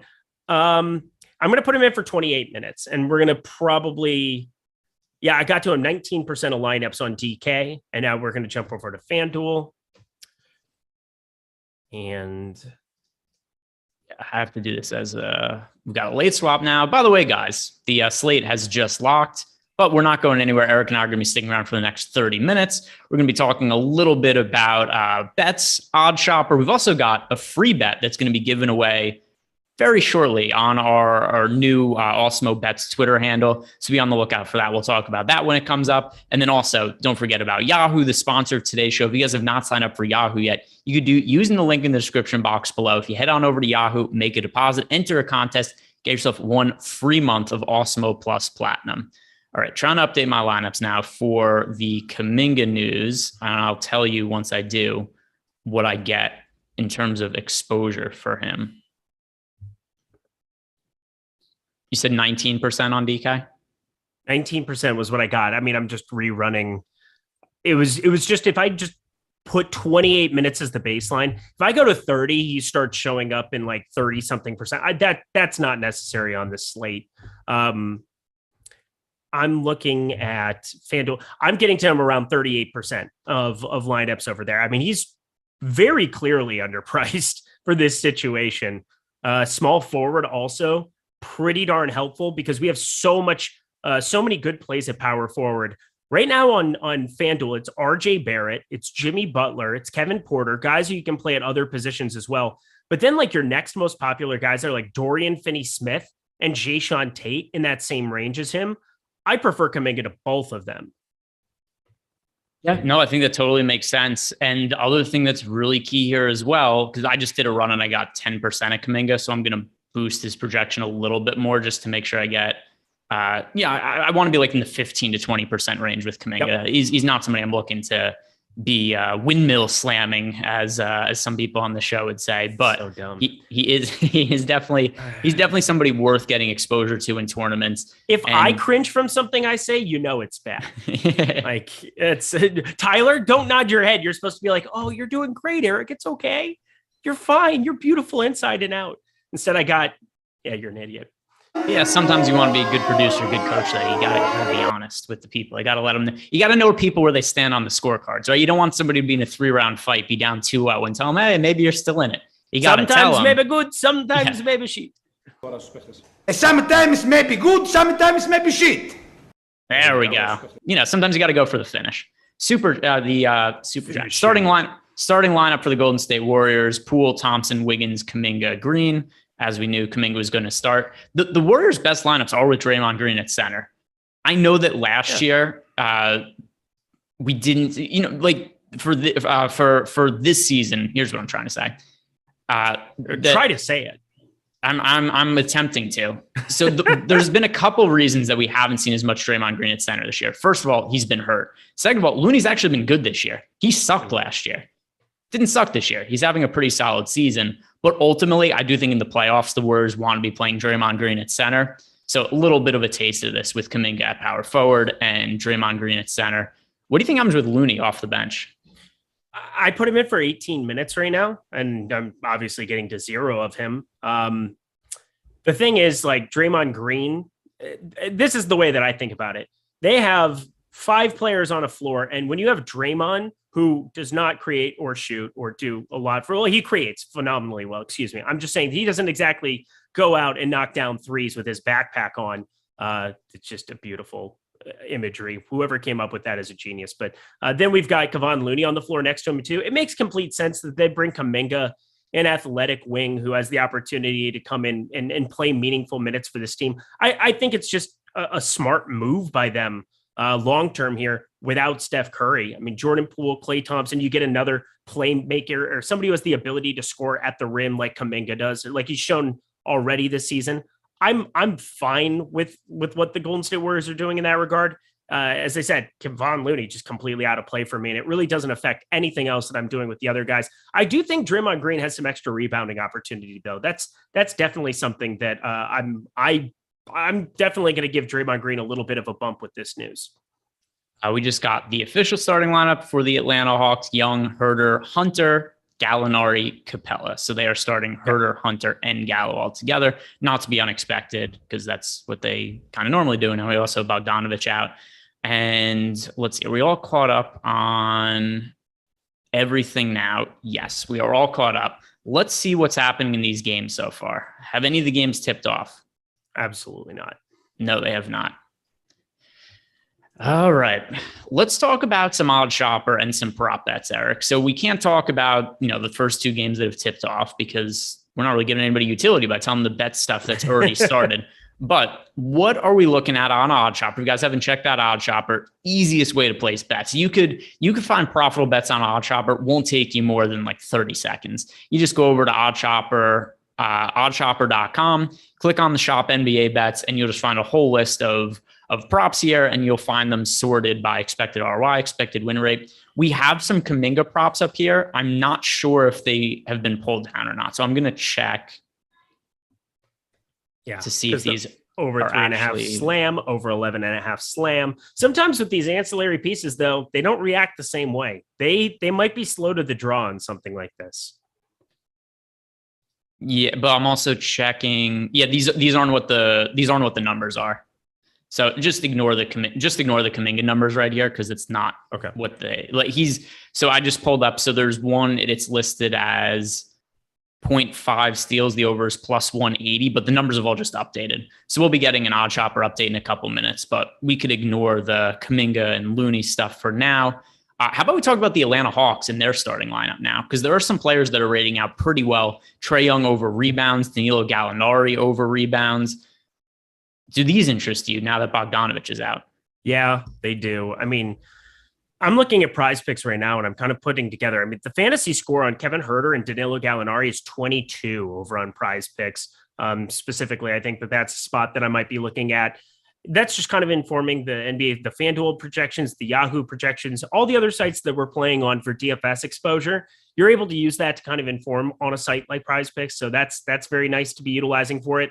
I don't have a sportsbook access here in California. That's how I get my exposure to some of these player props. And so I'm looking at those fantasy scores. I mean, that can be part of the package there. We've got a number of different props that'll start popping up here. Again, I'm not sure what Draymond Green rebound prop is going to be, but I'm very, very interested to see what that one comes out when they re-release it. Draymond Green, 6 rebounds. I have him way north of that. I have 7.8 for him. I love the over on that one specifically. What is Draymond Green rebound listed on Odd Shopper? Again, this takes 2 seconds. We haven't projected 6.5, so it's pretty efficient here comparatively. So I'm fine if you want to stay away from that one. Looks pretty neutral in that regard. But I mean, when you take Looney off the floor, Draymond Green really being the center playing the 5, we've seen in death lineups in the past, in opportunities without Looney on the floor, I think you might have some more rebounds in store for him. So I will still be a little bit bullish on that one if you can get something low like 6. So because the numbers for the Warriors have just updated, I'm just going to throw out, because I'm looking. The consensus number on Draymond is 6.5, and there's juice on the over. Interesting. Well, well, there's 6 on Prize Picks. I'm looking at that one, so I mean that's a little bit different for me. Yeah, it's 6 flat, so I'm going to be adding that one to the Herder Gallinari card. Totally sensible, especially considering, like I just said, what sportsbooks have. And guess what we have now? The free bet is up at Awesemo Bets. If you guys go check out the Awesemo Bets Twitter handle, go follow them, and you will find the current bet. Whether this is a good bet or not, I couldn't tell you because I don't really know that much about totals for college basketball. But here's the number here. Free bet from Ben Raza, the man who bets everything. The stuff you didn't even know stuff exists. You want to see 8-year-old children playing basketball on the streets in some third world country? Ben has a bet for it. He knows everything. Here's Ben's bet. Over 141.5 points in the Kansas Providence game. Let's go. Remy Martin Jr.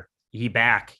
Good. I have a model on my computer to predict the spreads of games. I don't really use it for totals. I don't know any of the college basketball players, so I just input data and I'm like, okay, this is the line I like. And as a result, I have Houston to win all my brackets this year. I hope they actually win. That would be nice for me. But Ben's bet, like I said, over 141.5 points for Kansas and Providence. Go follow at Awesemo Bets over on Twitter. You get 1 free premium bet per day. And then we also have a total Discord channel devoted to premium betting picks for $25 per week. You guys could sign up using the link in the description box below. If you're looking for picks that are so good, they're going to pay for themselves. We keep track of all of our betting records. And since we started launching it, it is up a little over 17 units overall. All right, let's find some other prop bets that we like here, Eric. I am looking at Odd Shopper right now. By the way, something that does make this kind of difficult is just with all of the news, how quickly some of these numbers move. Yeah. But that's also why when you're not on a show, like Greg and I are right now, and you are able to have your phone and your laptop and your iPad, in my regard, when you have everything up in front of you, you just want to be quick on the draw whenever news drops, being able to try to get some of these bets in, because that's going to be the number one way to really create an edge for yourself, is being able to, like, one of the things that I never even thought about, because again, I don't have access to it in California, is betting money lines. The second somebody like a Julius Randle, Mitchell Robinson gets ruled out, betting the money line on the other side and then being able to cash out that money. I mean, that's such a smart way of guaranteeing yourself profit. It's just an incredible way to really kind of, Rui Hachimura headed to the locker room already. That's great. 22% of my DK do I get credit for that? Because I thought he was somebody who could get taken out of the starting lineup. Sometimes maybe good, sometimes maybe shit.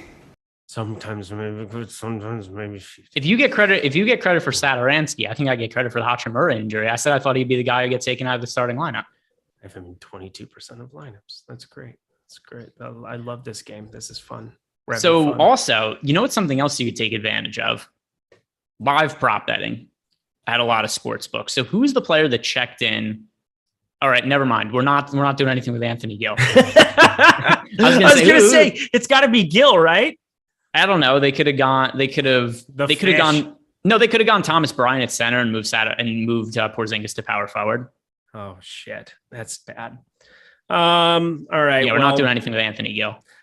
I hate this. I mean, I didn't even like Rui Hachimura that much, but it's just a guy that kept showing up in lineups, and I was like, well, whatever. I don't really have a take on him. I mean, he was like about that owned. He was like, 17, 18%, getting 3% more over. He wasn't even like somebody I wanted to talk about, but surely don't want to talk about him now. Yeah, well, I mean, we didn't see what the injury was. Nope. Could anybody in chat tell us if they updated his injury status on his FanDuel or DraftKings player card? That would be really helpful. Did they give him a Q tag? What did they do with him? I don't know. All I know is that I accidentally, and I don't know how this happened, I got to 8% Thomas Satoransky. My lineups looked so weird. Maybe this is why I don't play 3 sites in a day. No. You exclusively play 3 sites in a day. I do. I do. But also, that was stupid. I hate this. Why did I do that? I was going to remove him from my pool, and I was like, oh, I'll just run with the 4%. And then that somehow became 8%, and I hate the guy. I hate him. There's going to be a time where we have, I don't know, 20 sponsors on this site, and Eric is going to be a mess because he's going to be playing on all of them. I am. I really am. Emotional damage. What was that? Play that again, Tyler. Tyler was in his feelings today. He was waiting for an opportunity. Emotional damage. Emotional damage. Y'all never seen the emotional damage meme? That's a great meme. No. Emotional damage? Uncultured. Am I emotionally damaged? Emotional damage. All right. So we've got, no, I get it now. I don't know what it is. I'm going to have to look it up. Emotional damage. Emotional damage. That sounds like heavy metal music band. Emotional damage. No, he does a comedy character called Uncle Roger too. He's pretty funny. There has to be a heavy metal band named Emotional Damage. Emotional damage. TikTok things. Eric shouldn't talk basketball. Why? What do I suck at? Oh, I'm really good at DFS. That sucks for you. You're just in YouTube chat. Have a good day. You don't know the emotional damage meme. Probably. I don't know the emotional damage meme deal. Let's talk a little Yahoo here too, quick for a second, just because we just got done having the Awesemo Slate Star contest almost filled. Appreciate everybody for playing in that, giving that an opportunity, because we were able to fill it Wednesday, Friday. We'll run it back here for sure. ISU +3. I will not bet ISU with any dollars in my wallet because that would be satanic. They are not a good basketball team.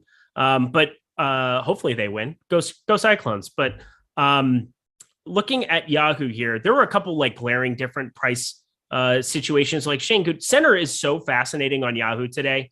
Joel Embiid, $55. We've got Karl Anthony Towns there, $43. He continually plays in these spots. He will start. We just got that news. He's going to be underowned. This is a guy that I've been playing a lot over the field on recently. Now, today is different because Rudy Gobert is so good and projects out so well for me. But Karl Anthony Towns going repeatedly underowned. Wanted to give him a shout out for Yahoo specifically. And we did just get that starting lineup, like you said, and pretty much exactly what we would think it's going to be. The normal one. Karl Anthony Towns starting at center. He was listed as questionable. They've been really weird how they're handling the how they're handling any injuries for this team. If anybody is, if somebody sneezes, I think they're going to list him as questionable with an illness. That team, like anybody. Karl Anthony Towns, what has been 4 games in a row that he's been listed as questionable now with that forearm injury. Maybe eventually misses time, but now I'm just kind of at the point where I assume that he's going to be in. Is Satoransky off to a good start? People are. I don't know. He's got 2 points and 3 rebounds in 4 minutes. Relax. We're fine. Also taking shots at YouTube chat. No, just one person that was being mean. It's like, you come to my job and tell me I suck at it when I don't. That's not very nice. It's also pretty stupid of you to say. Porzingis, 4 points, rebound, 2 steals. Lego. Ooh, 2 steals for Porzingis. Nice. Better than 1. Nice. Oh, we got a premium. We got a question or premium Discord channel from. Well, we actually had a few of them that just came in. First from SWOZ, so SWOZ, KPJ or D'Lo for FanDuel Cash. We just got news that Towns will be starting. If Towns was out, it would have been Russell easily. Now it's Kevin Porter Jr. for me. Yeah, it's Kevin Porter Jr. for me too, but I like both of them. I still like D'Angelo Russell. I'm not getting away from playing him on FanDuel. Yeah, I think both of them in play. Oh, what's the ownership here? I think that's a good tiebreaker. Whichever one's more popular, I think. Kevin Porter Jr. is definitely more popular. Let me pull it up. Yeah, for cash, I mean, you're going to play Kevin Porter Jr. I'm just fine with that being the tiebreaker, but I probably, if I were playing cash, would consider both at least. I mean, RJ Barrett is going to be a guy that you're going to get to at 7,800 over on FanDuel. That's just kind of a conclusion for cash. Then maybe that's somebody who falls into the wayside. Probably not a must though. Jimmy Butler's a must. Kevin Porter Jr. is a must. Rudy Gobert for me would be a must, unless just Joel Embiid fit into your lineups and you liked all the other value. Trendon Watford and Drew Eubanks, you're at least playing one of them alongside Porzingis, who was a must. Point guard, you have Chris Dunn and Luka Doncic, they're musts. So yeah, in that 2 or 3 lineup spots left, Kevin Porter Jr. is the priority. He's high around 26%. Looking at D'Angelo Russell, man, you have to go way down to find Russell still. 5,900. He's sub 15% now, 14.7%. I am so north of that. It's ridiculous. Yeah, for tournaments, good option, cash games, Kevin Porter Jr. over D'Angelo Russell. Another question, our premium Discord channel from Nicola92. I hope this is Nikola Jokic. Can Pascal sneak into a winning lineup? Probably not. Very unlikely to me. We've got a question here. Oh, a Yahoo question. Also from Swaz, S-W-O-Z. I don't know if I'm pronouncing that. How would you pronounce that? S-W-O-Z. Swaz? Yeah, that's what I've been saying. Yahoo question, Gallinari or Kuminga? Gallinari or Kuminga. Yeah, that's kind of interesting for DK or FanDuel. No, Yahoo. Oh, Yahoo, the best place you could possibly be. I know I rolled with some Kuminga over there. Let me figure out these numbers again. There's so many cheap forwards. It's kind of the same conundrum you're running into over on FanDuel today on Yahoo, where I just like all of these mid to low priced guys that exist in the small forward, power forward spot. Now, let me see which one I got to more of. Atlanta, Danilo Gallinari, $15. I got to 0 of him. So that's problematic. I don't even know if that was intentional. I just got to 0 on Yahoo. All right. We have to talk about the Knicks. Okay. The Knicks starting lineup is Burks, Fournier, Barrett, Toppin, and Sims. So I assume that means that Mitchell Robinson is out. Yeah. Let's get to some Toppin fast on DK. I mean, I already like Toppin a lot. I didn't like him that much. I liked him, but not as much as you did. And now I like him more than just about anybody in the value realm. Yeah, so we haven't seen an update on Mitchell Robinson. The last we heard, we knew he was questionable. They said he was going to be a game time decision. The game starts in 40 minutes. The fact that he's not starting, I just assume that means he's out. We could remove him from our projections. That's at least the stance I'm taking. Is that how you read this as well? Yeah, I'm with you. All right. So Obi Toppin, we're playing a lot of them. Is this going to impact the amount you're getting to Kuminga at all? I'm sure it will. I mean, it's the same situation where where it's same a power price. forward. It's same price, same position, same all the things. I just reran it. I got to 25%. So I shorted up a little bit and I got to actually a little bit more Kuminga from when we talked about it. I got to 25.3%. I just got to 48.9% top, and I think I'm going to live there. Can I interest you in any Jericho Sims? No. He's going to be starting at center for the Knicks. Last game he started, he did play 26 minutes. Oh my God. He's such a bad fantasy point per minute player from what I recall. He has power forward eligibility. Has he had that constantly? I feel like he hasn't. Yep. No, I think last start, let me check in. He has power forward eligibility now, which honestly, on this slate, probably a bad thing because of how many good power forwards we have, just above normal. Like, I feel like there's a lot of guys that I want to play there. Man, 0.66 fantasy points per minute. I bet I get to like 2% if I really want to fix all the rates for him. Do I want to do that in the next 8 minutes? Yeah, I guess I have 38 minutes. Yeah. I might get to a little bit, but yeah, we've got time. So Jericho, we'll say the news is late. That's nice. Yeah. So Jericho Sims overall for the season, 11 minutes per game, 7 fantasy points. Ooh, that's no good. It's hard to project him well. Yeah. Everybody asking Draymond Green or Obi Toppin. Welcome to the slate. Like that entire power forward. I keep bringing it up, but I'm serious. I can't remember a time that a single spot mattered so much on a slate. Like your decision you make in the 5K range on FanDuel for that power forward spot, it matters so much. It's just going to make or break your slate. Yeah, I'm trying to see if I got to 2%. 2%. I put him in for I had him for 20 fantasy points, 3,400. I gave him 25 minutes too. I mean, and I bumped up his fantasy projection. So he's 0.66. I made him 0.75, which is something you can do in Fantasy Cruncher now. And I'm getting to him in 2% of lineups. It's pretty hard to get away from Toppin, I think. I agree. I say I'm like 50% now, where I was like not remotely close to that before. Yeah, so I'm going to have a lot of Toppin now. Maybe I'll get a couple lineups with Jericho Sims. Even giving him a lot of minutes, I just don't project him well. That's going to be a difficult one. Hey, good news for you. Hachimura, check back in. Something good happened to Eric. Congratulations, me. Good job. Good job, me. All right. I will say, everybody keeps talking about CJ Ellaby. Am I missing something? Is CJ Ellaby some really, really good play that I'm just not getting to? No. Everybody keeps talking about CJ Ellaby. Who's everybody? Everybody. Look at chat. I mean, everybody. Is this like a Jordan Klein thing though? Jordan sees 3 people post something in chat and he goes, "Oh my God, everybody's talking about it." He does do that. He's like, "Oh my God, bro, you're in trouble. Bro, no, dude, bro, chill. Dude, bro, chill." Also get Mitchell Robinson out of your pool, Eric. Well done. There we go. Yeah, that's a staple of Jordan. If somebody's in chat and they're saying like, "Oh, like screw you," whoever, be like, "Boy, people really didn't like you today. They were all talking about it." It's like one person. Yeah. I was gonna say one person doesn't like me. I'm okay with it. I'll live. I don't want everybody to like me. Yeah, I honestly think I'm probably not doing my job very well if everybody likes me, because you know what else? We also get part of this is just being opinionated, and I'm trying to give you the best opinions possible on how to make money because I've done it for 7.5 years. So let's just keep that going, shall we? Let's do that. Do you know how many people got mad at me on Twitter when I said before the NCAA tournament to not pick Gonzaga to win?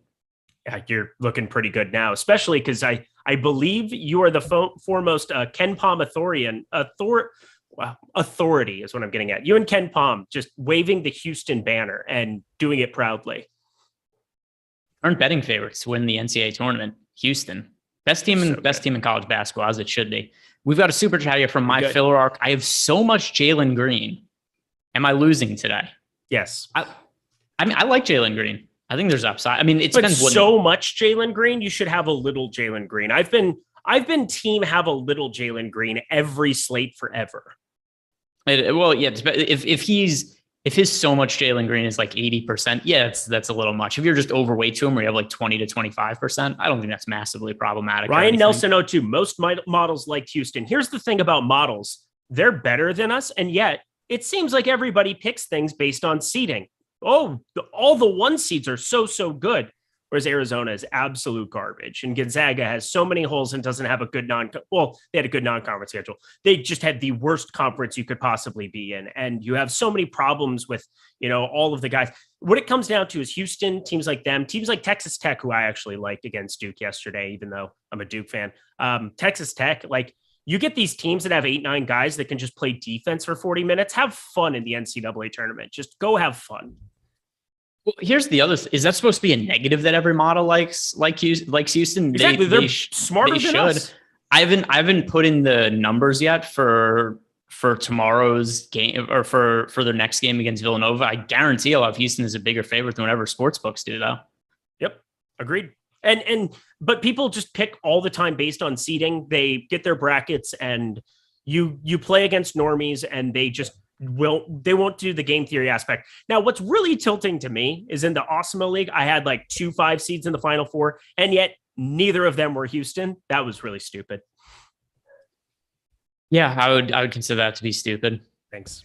Especially now where we're at. Now watch, Houston's going to lose their next game, and then it'll all be for naught. This is probably going to be, because I have a good amount of money on them now. This is going to be the last game I don't hedge. I'll start considering hedging after this.